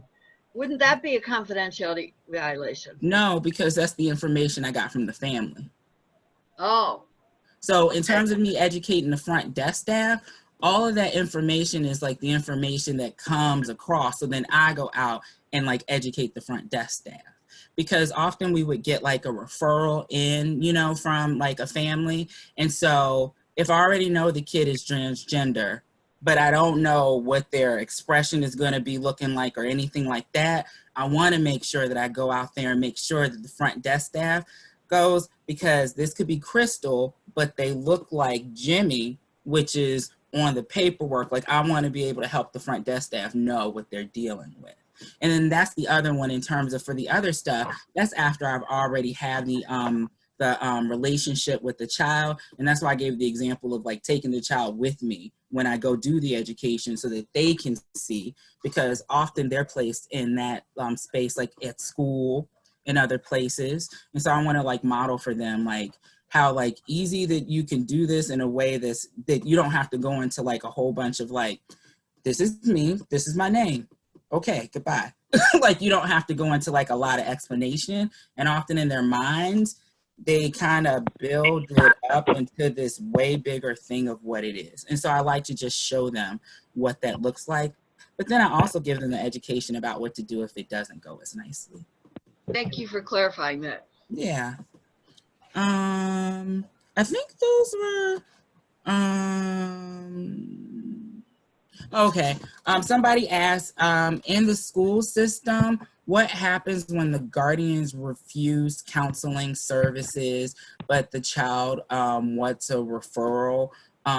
What can I do? Like, in that case, I can't jump over like what the guardians want, but you can do psychoeducation with the whole child. I mean, the whole classroom in terms of like gender diversity and acceptance and things of that nature. So you can use it as an opportunity to provide psychoeducation to like the classroom, which is good education in general for children in school. But you cannot, like, if a parent refuses services, you cannot give the services, nor would I want them to, because one of the things that I recognize in terms of like all this stuff is that parents also go through developmental like levels and stages in this. And if they tell me that this is not what they want and I jump over that, then they would not be trusting of mental health services. And if their mindset or like reference frames, the reference that I've given them is that somebody is not going to respect like their values and viewpoints. Why would they want to come back to me for services? So I definitely, like, outside of ethics, it just doesn't make good sense practically in terms of trying to actually relationship build, because from the beginning, I've just disrespected like what you said is as your values. All right, we're going to stop there. And then, yeah, it's time for our break. It is. We're going to take a 10-minute break this time, folks, and we'll see you back here at 1:30 for our final hour together. I would just like to say thank you, Kynetta and Bobbi, for this class. I truly appreciate any of the information and all the information that I've received in the groups. It's been wonderful. Coming from such a small area with no groups for my kiddos, we finally found one in Lima, but the depression, the suicide, the substance abuse, the unprotected sex, it all gets so much worse for these kiddos. So counseling, obviously, Kynetta, you do this, I understand. Did you put resources anywhere up for counselors that are in the bigger areas that we could send them from Northwest Ohio? Some of my parents will they'll travel. I mean, we travel to Columbus from here all the time, and to Fort Wayne in Indiana. So the parents around here are not opposed to traveling for services. It's just we would love an updated list of maybe some people that do this. We have some that are local, and I've tried a lot of different counselors depending on what the kiddos are going through. Yeah. But I know the bigger areas, you have a little bit more expertise in these areas, so you have more experience as well as services. So that would be something that we could definitely use, would be a couple names of some people we could use as referrals. For that one, if I was, because I'm not at Children's, but I would not be surprised if Children's has that list. The other thing that I would say is, like, if I was here, if I was a parent, like Kaleidoscope Youth Center is like the youth center for like kids like in this area that are queer, and they're listed in the back resource page. That's who I call for like those types of questions. I actually like call those local organizations because the local organizations are more likely to have like that updated like information than like random lists that you'll find like on the internet. So especially if they're willing to, most of like the bigger cities, it's kind of easy to find like their LGBT stuff. Like you can put in the name and they generally pop up, but that is where I would start at, is from there, because they're the ones that have like, they're the ones that generally have like especially like the youth organizations, they have to have their ears to the ground, especially because youth are changing and they're so dynamic. And so that's what I would go to, is the big major organizations in the big city areas, and use that as whatever your biggest city next to you is, use that as a way to be able to connect to like those resources that are in the smaller areas or the nearest area that you can drive to. All right. The other thing about that is go to your local children's hospital, because almost all of them now have a gender clinic of some sort. Akron Children's Hospital has a new gender clinic, new within the last year. Nationwide has had it for years, and I would guess that even if you lean over into Indiana, although that's particularly tough on GLBT people, Indiana, but if you go to a hospital, they should be able to tell you where resources are around you. And somebody else pointed out in the chat that now that we're all more used to doing telehealth, it's easier to get services remotely. And so you don't have to multiple hours. You can get somebody who's willing to do telehealth with you. Yeah, and there is a big question. in terms of the mental health part about making sure that telehealth stays around post-COVID? I hope so, because that's the only thing that we can do around here for our psychology. We don't even have psychiatrists that close.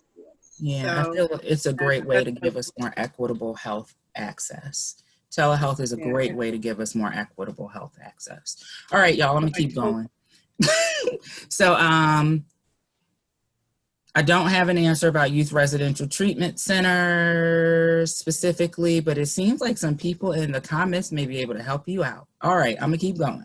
So now we're gonna be talking about what are like the health risks that we see in terms of like when a family is rejecting. So queer youth who report high levels of family rejection are 8.4 times more likely to report having attempted suicide, almost 6 times more likely to report high levels of depression,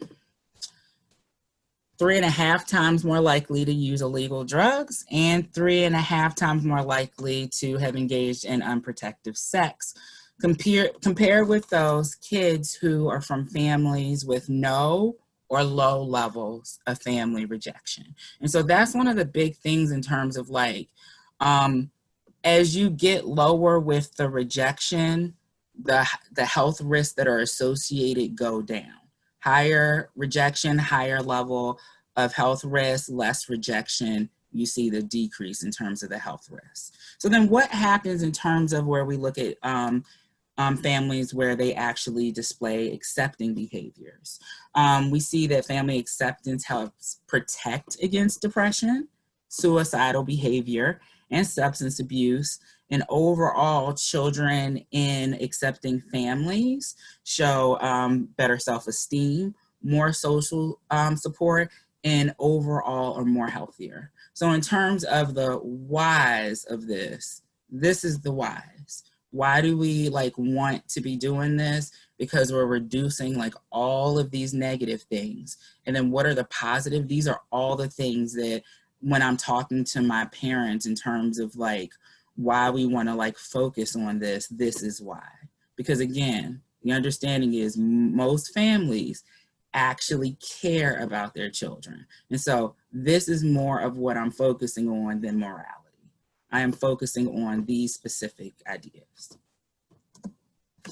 All right, so what is our role? Okay. So our role is to support the family of the youth.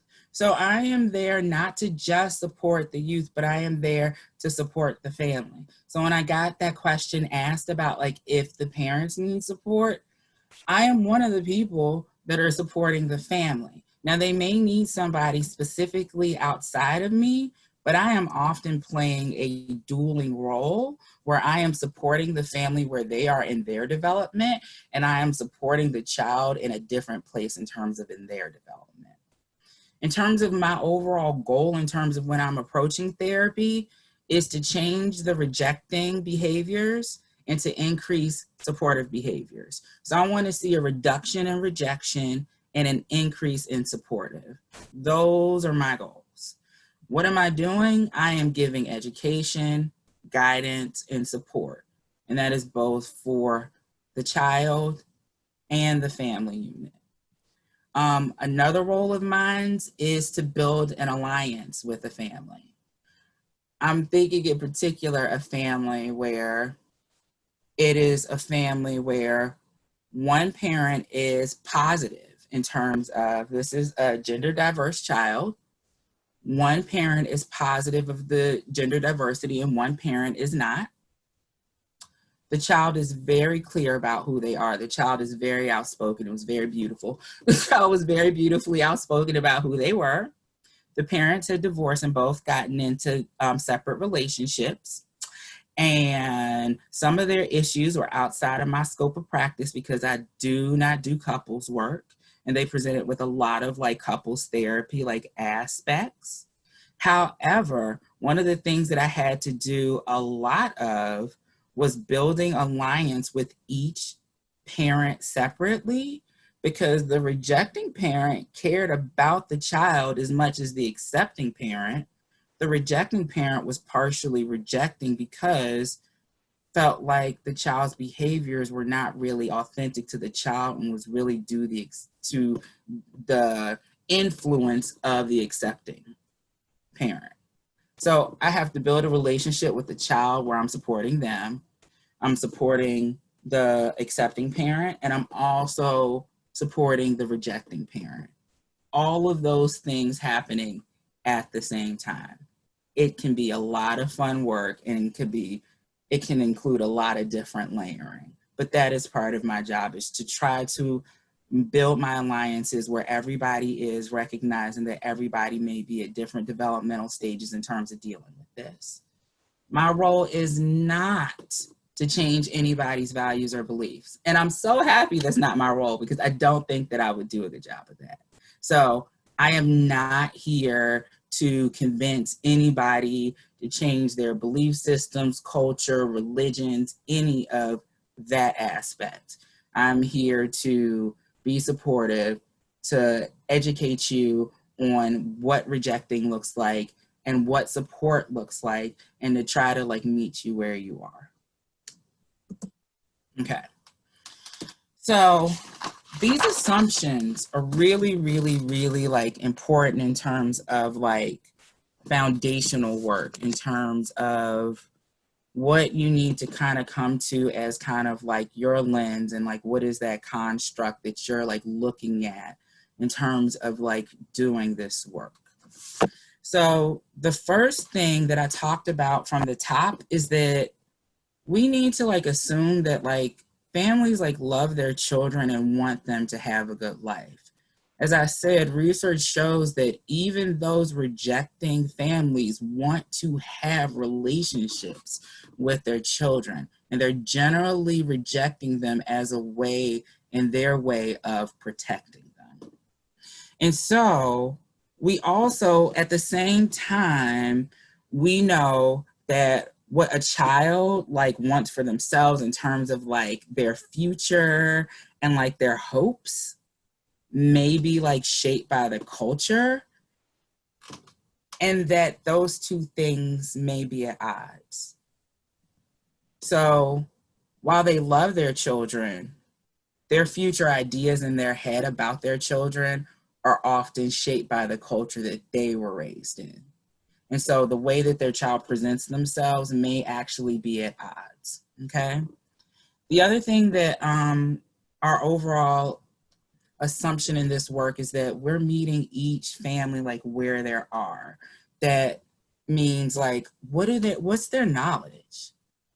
What are their expectations about what their child's life is gonna be, or how will be in terms of accepting their queerness?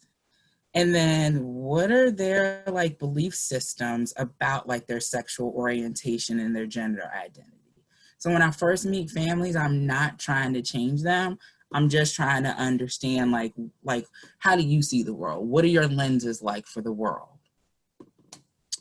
So then the next thing is that families need to be heard and understood. And so a big, big, big part of my job is to be non-judgmental, to give them a non-judgmental space to be able to tell their story, to be able to tell me the story about how they care about their child and how that care is shaped by their culture, and how their care is shaped by their values, their faith and their traditions, and what does that care look like? The other thing is that, again, rejection motivation is often care and concern. And that's not the way that we really think about it. We often think is rejection in terms of I don't want you, but rejection is often a way that a family is showing their care and concern for their child.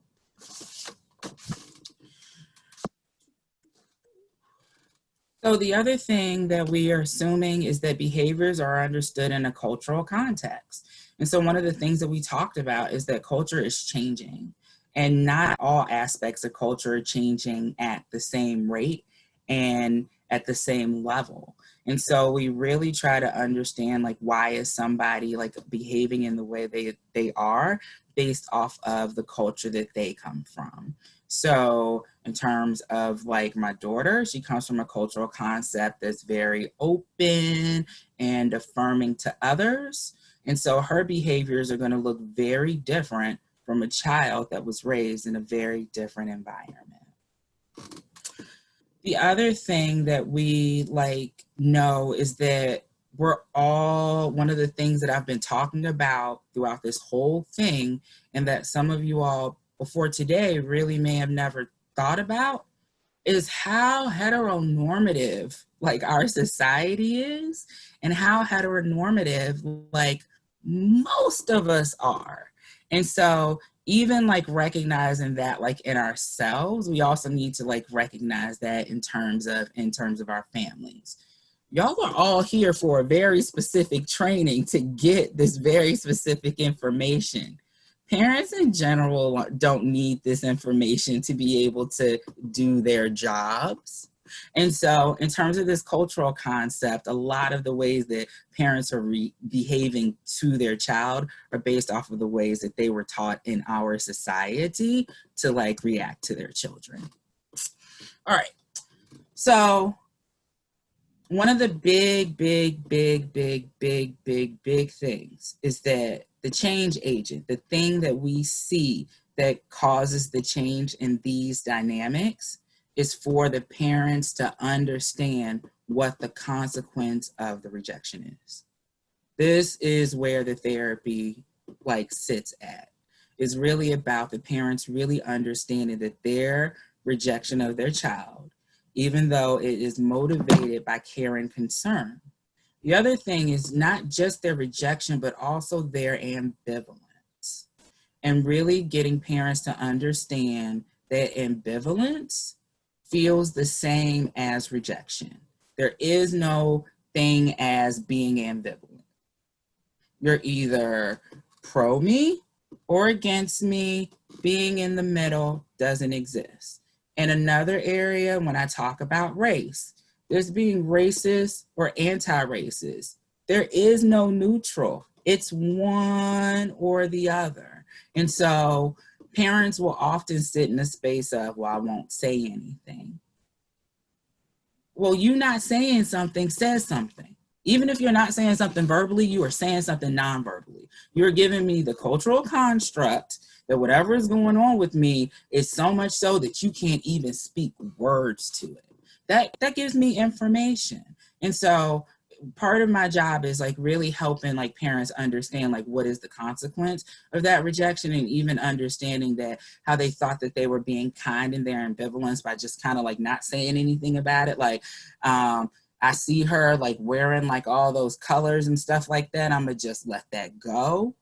That also is messaging.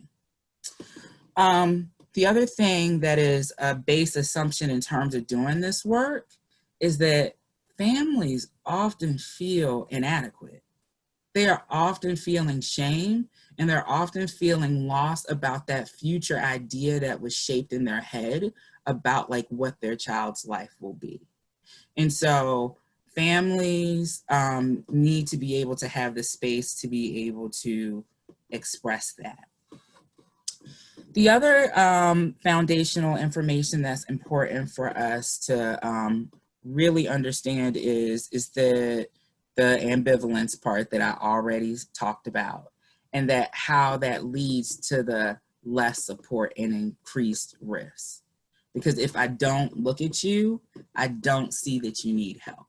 If I ignore that, I don't see the risk. So while it is very important for them to understand that ambivalence is not felt the same way, it's really important for them to understand how not seeing something means that you don't support it. Not seeing something means that you don't understand when there's really a problem going on. And so how it's important for us not to be ambivalent, because that's a very important way for us to protect and support others.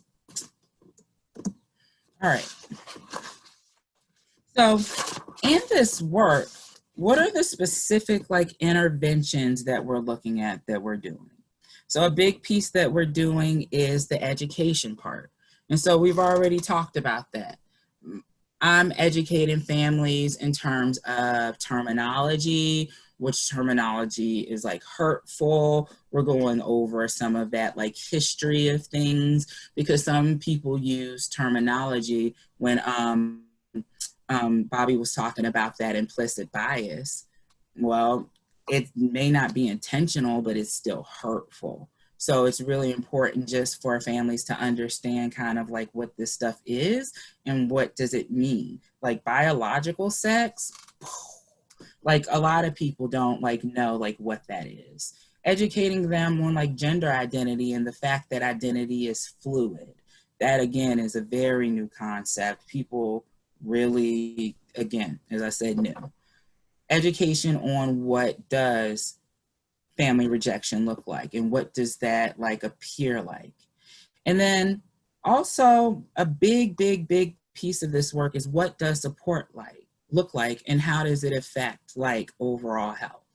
And some of that information I get directly from the kids. They will tell me about their distress. And so in terms of how it affects overall health, I can give families the very specifics in terms of what the research does, but then I can also give them often an understanding of like the internal world of their child that they really weren't like aware of. Like how much of their depression was like related to this, how much of their anxiety is like their distress actually has to do with this. But if we're ambivalent about it and we don't talk about it, I didn't know that he was depressed about it. I know he was walking around the house and had an attitude. I just thought that he was being a teenager. Like, no, he's depressed. And so another big part of my job is to create a supportive, non-judgmental container for the family. And so when I say that container is creating a space where I can hold that parent's story. And so when I talked about like that dynamic of where I'm dealing with an accepting parent, a non-accepting parent, and the child, when I created the space for like the non-accepting parent, I could totally understand why they were not being accepting. They were in a marriage where they felt like their spouse lied to them about everything and was concerned that the spouse was using the child as a manipulation tool in terms of behaviors that they felt were going on throughout the marriage. And so the parent did not, again, I gave the education about ambivalence because that parent was very ambivalent, which was very extra difficult for the child to deal with because you won't call me my preferred name or gender, but you have queer friends and you're like an artistic person. And so you're open to the community, but you're not open to me. That ambivalence hurt a lot. But I had to make a container for that person to be able to hear their story. And I could totally understand that. And if I didn't hear that story, I wouldn't have been as empathetic, and all of that would have come across like in my therapy. When I made a container for the other person, I could totally understand why they were being accepting. And even some of the behaviors that inside of therapy made me question and made me understand their past partner's concern. I could also understand when I made that container in terms of the fears that that parent had about how society would not treat their child, and how if they're not getting support inside of their house, how would they deal with the struggles outside? So maybe inside of your session, inside of the session, you seem very elevated, but that's about your anxiety.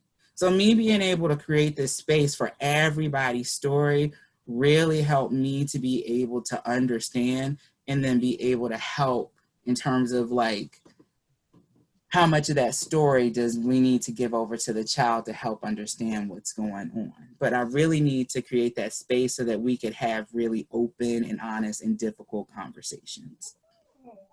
And then the other big part of my job is to really focus the family on developing supportive behaviors in the family.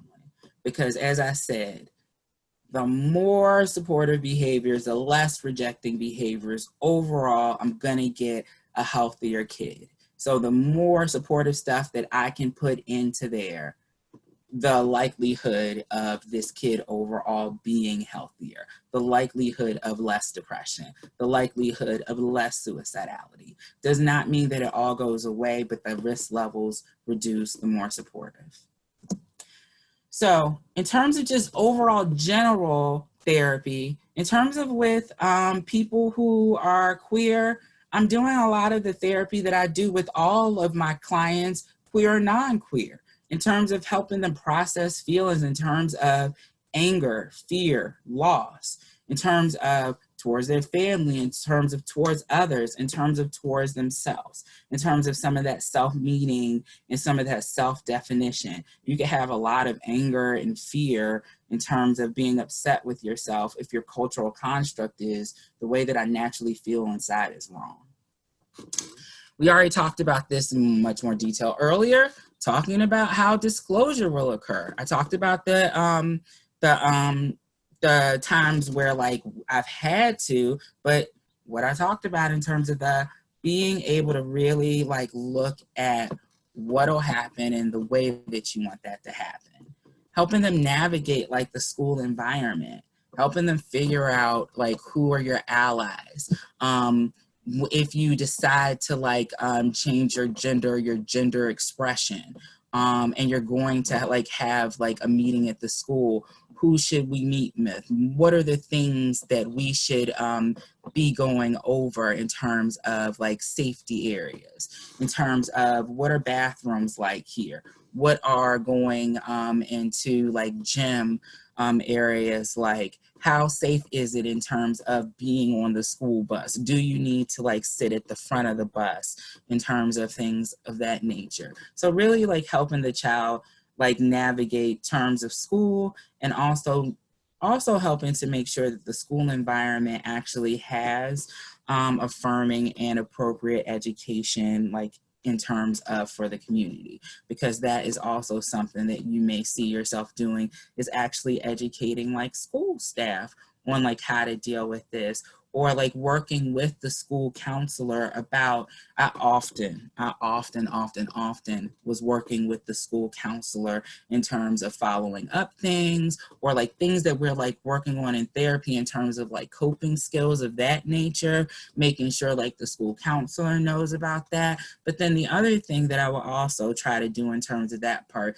is trying to also help the kid be as much of a part of that conversation as possible, to also help with them in terms of their like self-advocacy. The other things is in terms of like directing parents to parental support groups. A lot of parents need that. A lot of parents really need to be able to mourn and not feel like judged about it. And a lot of parents talk about the fact of coming from non-supportive families or having non-supportive like groups of friends, and not really having anybody outside of like me as the therapist to be able to like go over and process this with. So parental support groups are really awesome. Parental support groups can also be very helpful in terms of if you have a parent that does have some of those like negative ideas. Sometimes it can be like me over here could be a separate person, but another parent talking to another parent sometimes can like break through in maybe like a way that I can't. So those are really awesome. Another big piece that I'm doing is pacing the therapeutic work. So what I talked about, like that case with like, that case was hard in terms of with like the parents and they're married and like the kid. And then some parents are ready to just go ahead. And some kids come, as I say, some kids walk into therapy being able to educate me about some of these things. And so sometimes I will walk into a client who has been going over this stuff in their head for like the last 2 years. And they haven't said that to anybody out loud, But when they come in, they want their parents to accept them and they do not know why and it's like, whoa. And I have to really like slow them down and educate them in terms of like, you had 2 years to go through that in your brain. And that's hot. And I love that you did that work. Let's give your parents longer than like 2 minutes to do that work. So some of it is like in terms of the pacing, in terms of like people are at different developmental levels, different like emotional reactivities in terms of dealing with that. So part of my job is trying to pace that and making sure that we're going all at the separate pace that we need to go. And then also helping other people like in the dyad to really understand like what's going on. And so by explaining to that child that you've gotten to do work that I'm just starting to like do with your parent, like help them like slow down. But in the dyad where I have like the really like supportive parent and the really not like non-supportive affirming parent, like having to like pace that work and then talking to each of the parents about what it is that I could talk to the other parent about. Because during those sessions we had separate child session, we would have a separate session with the parents as like together. And then I would have also separate sessions with each parent. Now, doing therapy with that family every week, our sessions often were 2 hours. And then after that, we started to go to like an every other week thing where I would see the child always individually, then I would see the dyad, and then I would see one parent and the other parent believe. And so then we started doing that. So we really had to look at pacing and looking at what makes sense, but then also making sure that the other people like in this understand what's going on in terms of the pacing so that I don't have people just wanting to like leave therapy and just like disengaging from the process. So when the research talked about supportive behaviors, this is kind of like the crux, and this is a big part of like the education that I give to the kids. And so these 2 slides just have some questions. There are lots of questions that we can ask about what supportive behaviors a family shows. And in terms of that part, even though supportive behaviors will really be very specific based off of the needs and the interests of a child. So some of those supportive behaviors that I can ask a parent are, do you ever like discuss like your child's identity or gender or who they're attracted to outside of therapy? If you do discuss that, how do you think like you say those words? And then do you ever pay attention to like the nonverbal information? So do you say, yeah, Riley's boyfriend when you say that? Like what information do you think that you give when you say it in that way? When I talk to parents about the ambivalence, do you never talk about your child's partner? Do you never talk about their partner? So verbally, you are telling your child something. And so what information in terms of when you are both saying and not saying things to your child, what information are you giving? Do you encourage your child's expression? And I didn't say gender expression because remember when I talked about doing that genderbread cutout with the kid, we're talking about all the ways that you express yourself. And so that's one of the things that I try to really pull apart from parents in terms of like thinking about their child's gender expression of having to be so gendered, having to be so stereotypically gendered. And so do you encourage your child's expression? Do you only encourage aspects of your child's expression, like the aspects that make you feel comfortable? Okay. Well, how do you react when people at church misgender your child? Do you not say anything? What information, again, do you think that gives your child when your child is misgendered in public and you don't say anything? Or what happens when you're the only one who misgenders your child? Because I've had that happen where everybody else is accepting of like your child, but you're not. Do you ask like your child about what their queer community at school looks like? Do you ask your child, do they have a queer community? Like, do you ask your child about like all of their friends? Are you interested in your child's goals? That's a supportive behavior. That has nothing to do with gender, I hope y'all see. That has nothing to do about orientation. So all these supportive behaviors that we're talking about, not all of them are gonna be just about like their queerness. Remember, all of them is a part, like encapsulates their queerness. It's not just the stuff that we can go, oh, that's the thing that makes you different. All of them is that, right? So do you show like this interest in your child's goals? And if you do, how can your child tell? Do you show your interest by telling people at work about it? Because some people never, like children will grow up thinking that their parents were never proud of them because their parents said positive things about them to other people, but didn't say it to the child. And so how does your child pick up like that information about that you're interested in me and that others know that you're interested in me? Do you use your child's pronouns and preferred name? That's a big one. A lot of the kids that I work with found it highly disrespectful that they didn't. And then a lot of the work that I had to do with parents is in terms of that idea, that future idea about the baby that they had.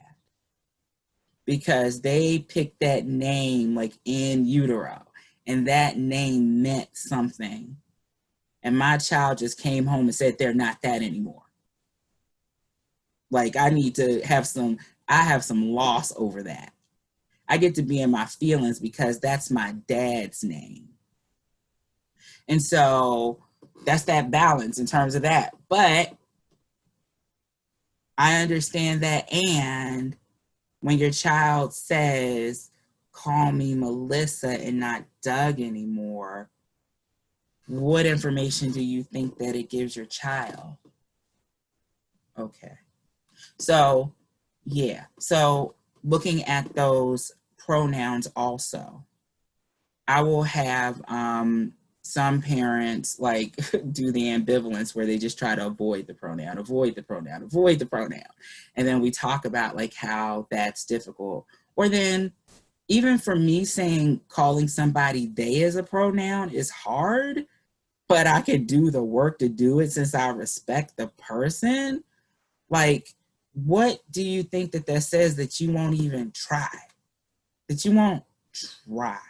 Like the child where I asked for a nickname, that was because I was trying all the time and I kept getting it wrong. And it was like a hilarious thing for us where it was like, can I just give you a nickname? Like that was not me being disrespectful because every week I was trying to use this child's name, but the child in terms of their identity development was going through and trying to figure out who they were. So like that with them, it seemed to also go along with like the name. And so the name kept changing. And it's like, oh, I keep getting it wrong. Can we do a nickname? Like nicknames, like people just keep nicknames. Is that okay? Yeah, that's okay. That's not disrespectful. No. Oh, okay. But like, do you even try? And so what is the information that you are giving your child that you won't even try to do this? What do you do in terms of encouraging others to use the preferred name and pronouns? So when others like are around, do you like do that for your child and help them out? Do you like help your child out when somebody says like, no, it's Rebecca now. When they call her he, do you go, nope, it's she? So do you encourage that? What do you do? How do you show your love to your child? Are you demonstrative? Do you demonstrate like your love to your child? And then if you do you show that in front of others? And then finally, as a parent, how much personal research have you done in terms of like what your child's life and what's going on? And so that's just to give you some ideas of like all the ways that like a parent can or cannot be in terms of supportive. And so the more that I can get a parent to increase those supportive behaviors, because that is my focus in therapy, is really getting them to increase the use of supportive behaviors while decreasing all the rejecting things. So I'm going to switch now to an awesome resource. This resource, the LGBTQ Youth A Guided Workbook Report, Sexual Orientation and Gender Identity, is a really good book. I find this book to be best with kids who are like more in the teen years.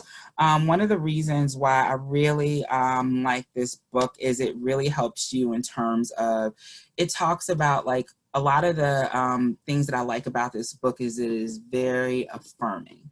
And so one of the things that we really want to work on with these kids is about especially recognizing the high levels of depression, the high levels of suicidality, the high levels of bullying that as LGBTQ youth deal with, is really trying to find and use resources that encourage them and are really affirming. And so I love this book because it has lots of like affirming exercises. So an example of like one of those exercises is talking about like finding the value in differences. And this is specifically for like bi or pansexual. This activity is for bi and pansexual people. And historically, bisexual people have been discriminated within the LGBTQ community. They have been seen as greedy, as not being able to make a choice. You should either just like men or women, stop going back in the middle, you're just being greedy, or you can't really decide what it is that you want. So you're just hopping around all over the place, versus that can actually be a preference. So that's actually like one of the cultural stigmas within the queer community that is actually like being looked at. And the same thing in terms of the pansexual, oh, you're just being greedy, you just want everybody. And so this exercise really looks at like finding the value in being bi or pansexual. So it says the gay community is made up of a rainbow of diverse members. It includes lesbians and trans people, as well as pangender, agender, bi, pansexual people too. For bi pansexual youth, the need to celebrate differences as well as their rightful existence can be an important part of identity development. The absence of role models can create tension as young people come into their bi pansexual identity. These reflective questions can clarify the uniqueness of being bi or pan.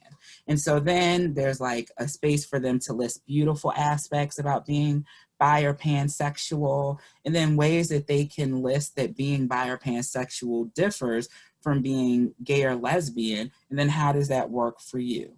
And so at the end, it talks about this can be a private reflection that you don't need to share, and that the practice of exploring the unique and beautiful parts of being bi and pan in and of itself is the best part. Please enjoy it for the moment.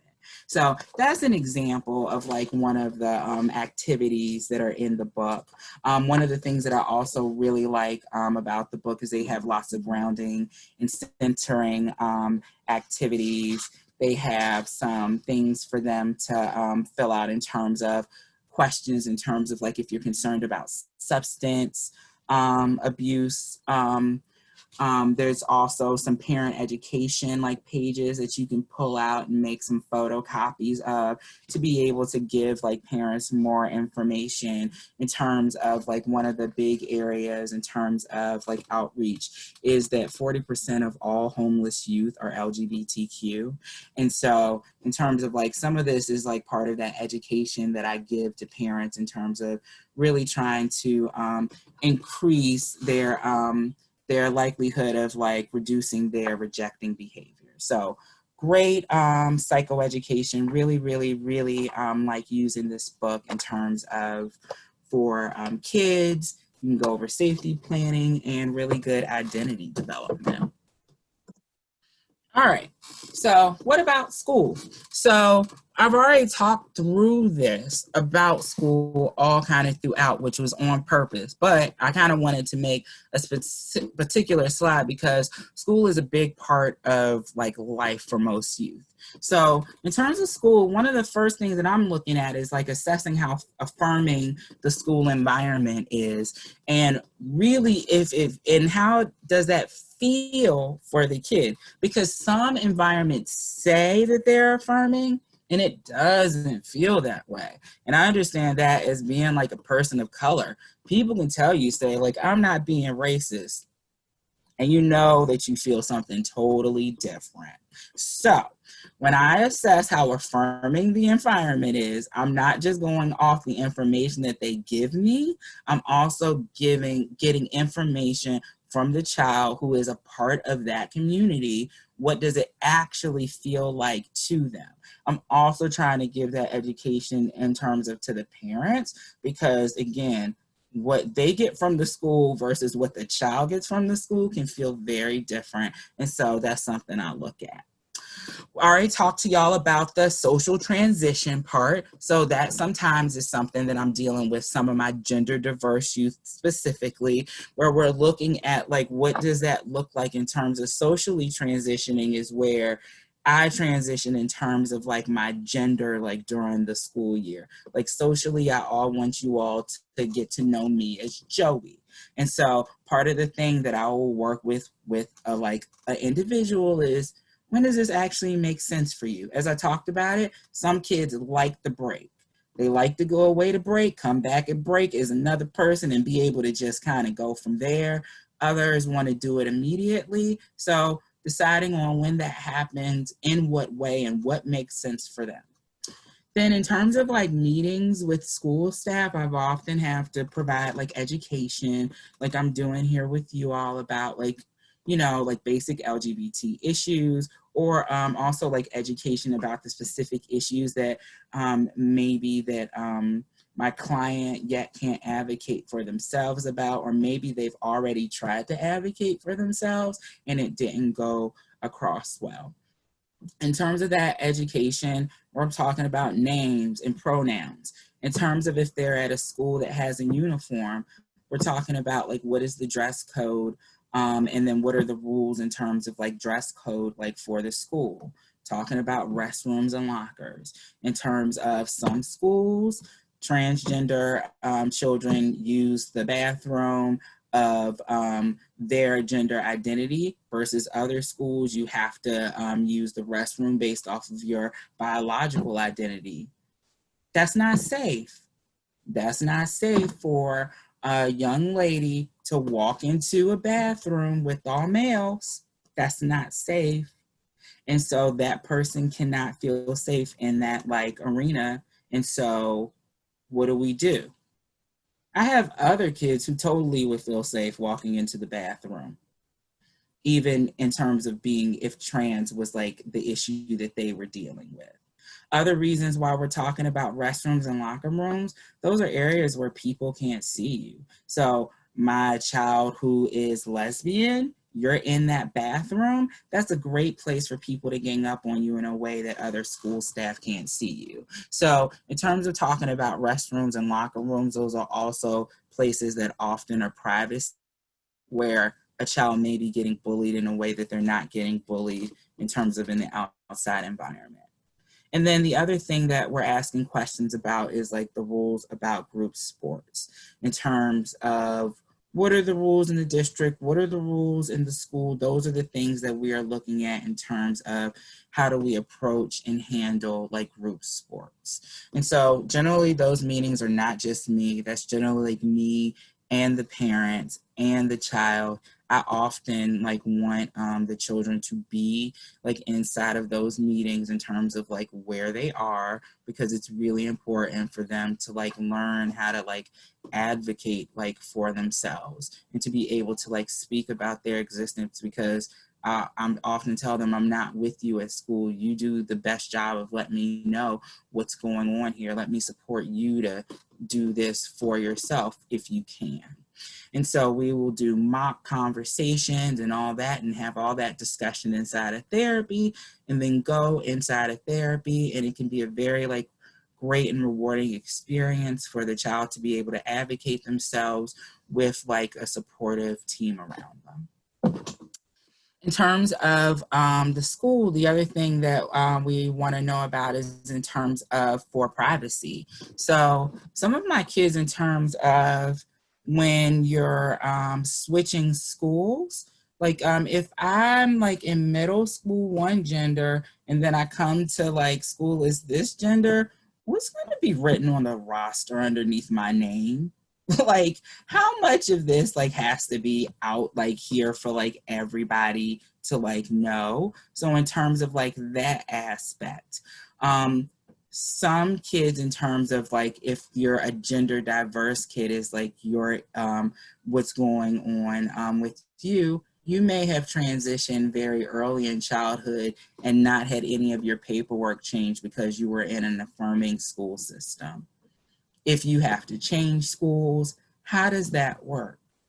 Other things that I'll be talking about a school with is about the safety plans. That's why I specifically brought up the restrooms and locker rooms.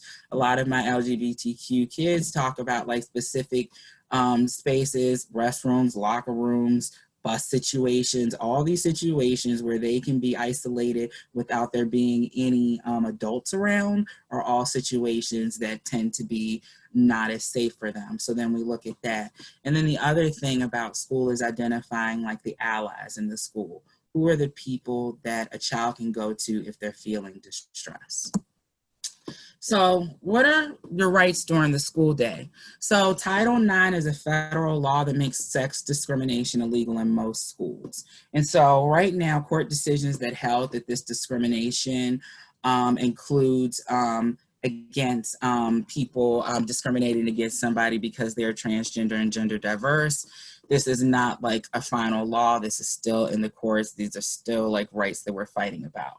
So currently, according to Title IX, you should be treated according to your gender identity. You should be called the names and pronouns that match your gender identity, that you should not be bullied or harassed because of your gender identity, that you should be able to use the restrooms and lockers that match your gender identity, that you should be able to give the same opportunities and participate in school like just as anybody, regardless of if you're queer or not, that you have the right to dress and present yourself according to your gender identity, and that you have the privacy and choice to tell about who knows and who doesn't know about you being transgender. And you also have the ability to start an LGBTQ group at your school, like a GSA or a Pride Alliance. Now, this is for public schools.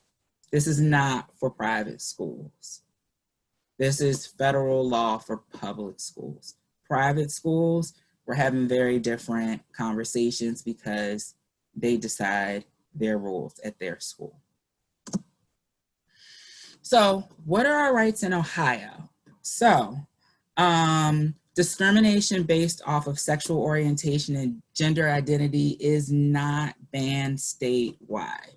We are currently like fighting against, they're trying to stop transgender children from being able to access medical, to be able to medically deal with their secondary sexual characteristics. So be able to stop providers from being able to provide them with hormones.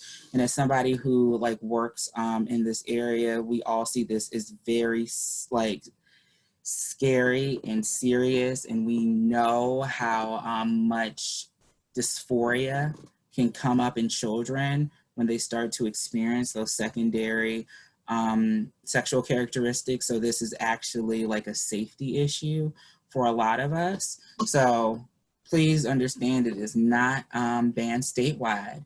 Now, happy news, on my birthday, June 15th, discrimination was banned federally in terms on and based on sexual orientation and gender identity for employment. Only for employment. So that does not mean discrimination in terms of healthcare. That's different. It's banned federally for employment. And conversion therapy, that is the therapy that is trying to convert somebody from being queer to non-queer, is banned in a number of cities across Ohio, but not all of the cities. Most of the major cities it is banned, but it is not universally banned throughout Ohio. And so next, what you have here is some resources that can be very helpful. The Trevor Project, in terms of if you are dealing with any queer youth that are having any like suicidality or self-harm. It's a judgment-free space to talk.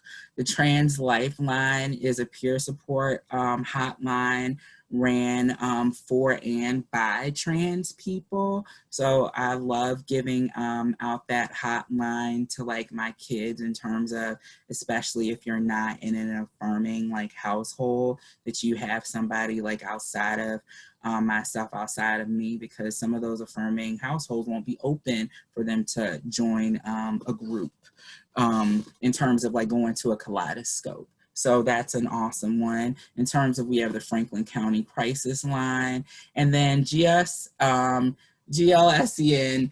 works to create safe schools for all LGBTQ students. And so they have awesome like literature on their website about like information in terms of for all of our school-based people. The Human Rights Campaign works to like protect the rights of the LGBTQ community. So they're a good resource in terms of like legal information and legislative. Like when I went through to look at like all the current laws and stuff of Ohio, Human Rights Campaign is like one of the places where you can kind of like look to see like locally, like how have laws changed and things like that.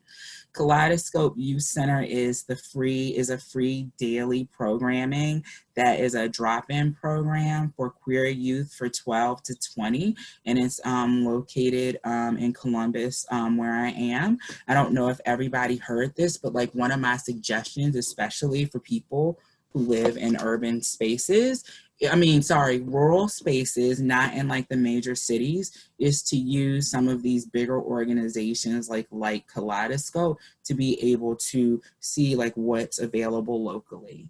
And PFLAG was mentioned in the chat in terms of PFLAG. They just go by now for PFLAG because they don't use the same lettering anymore. The meaning of it anymore, but it's just does support and materials for queer people and their families. And I'm done with 5 minutes. So I feel very proud of myself. So we are all finished. We have about 5 minutes left. So I'm gonna go look at the chat. Yes, pansexuality. Pansexuality is just being open to like anyone. I identify as pansexual in terms of I'm attracted to adults. It's not necessarily like male, female, transgender. Pansexuals are just kind of like more open. Bisexual people, some of them may have fit the pansexual like definition, but back in the day, remember, the thought was that if there were only two, you were like straight or gay, that's it. And so bisexual, it was like straight, gay, bisexual. And now we've opened up more, because even during that time spirit, we weren't really talking about transsexual people in like at all, let alone agender people. And so pansexual can be attracted to any of those. Yes, everything can be confusing.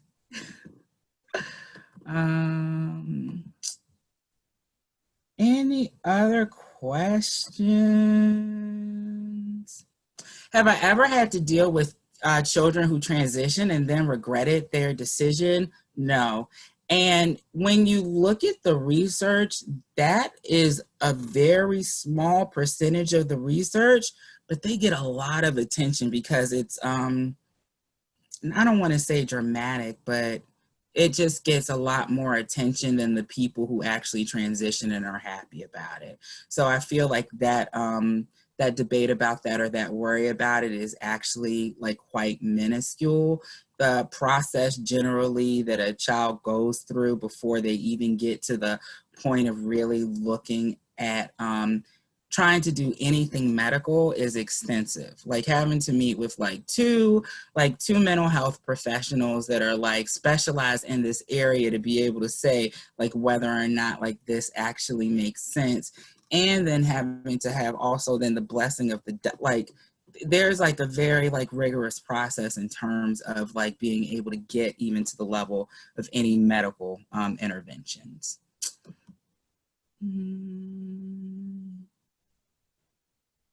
Okay.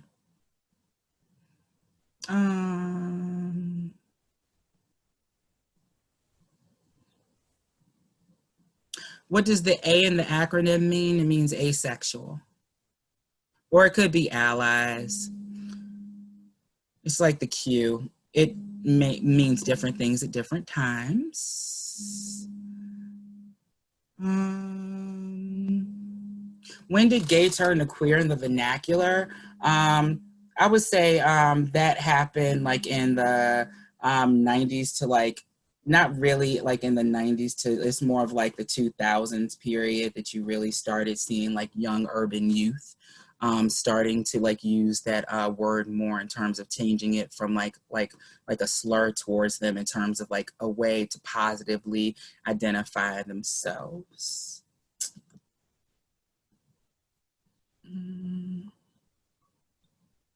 Do I find it difficult to support rejecting parents without imposing my own belief system? I don't find it difficult to support them because I personally, one of the reasons why I like this work is that I actually believe it.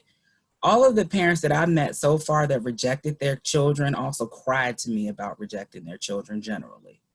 Like what the research shows is that people who rejected their children like regret the time that they've missed with their children. And so generally in terms of why like this belief system, this way of like looking at this actually makes sense for me is that from practical experience, so far I haven't met any person that's rejecting their kid because they don't like them. They usually are rejecting them because they feel like rejection is kind of like that best way or the best thing for them. And on that note, I'm all finished for today. Thank you so much, everybody, for coming. This was crazy that 200 of you all showed up. I hope this information was very helpful. One of the things that I did want to say to you is that on the last page of the resources, you'll see the link to the more information about this, about the family, oh my goodness, my words are gone, the Family Acceptance Project. So when I do that little handout with the books and stuff, I will put this link there because they have a wonderful practitioner's guide, but then they also have a wonderful guide for parents that you can directly give to them as a handout during therapy. So I often give this to my parents as something that they can go home and really read about. And I love it when they come back and they've highlighted it. Oh, shut up. So that is a really nice thing. They also have ones for different religious minorities. I know that there's specifically one on there for Mormons, I believe. So, but I will add that link in terms of with that page with all the resources.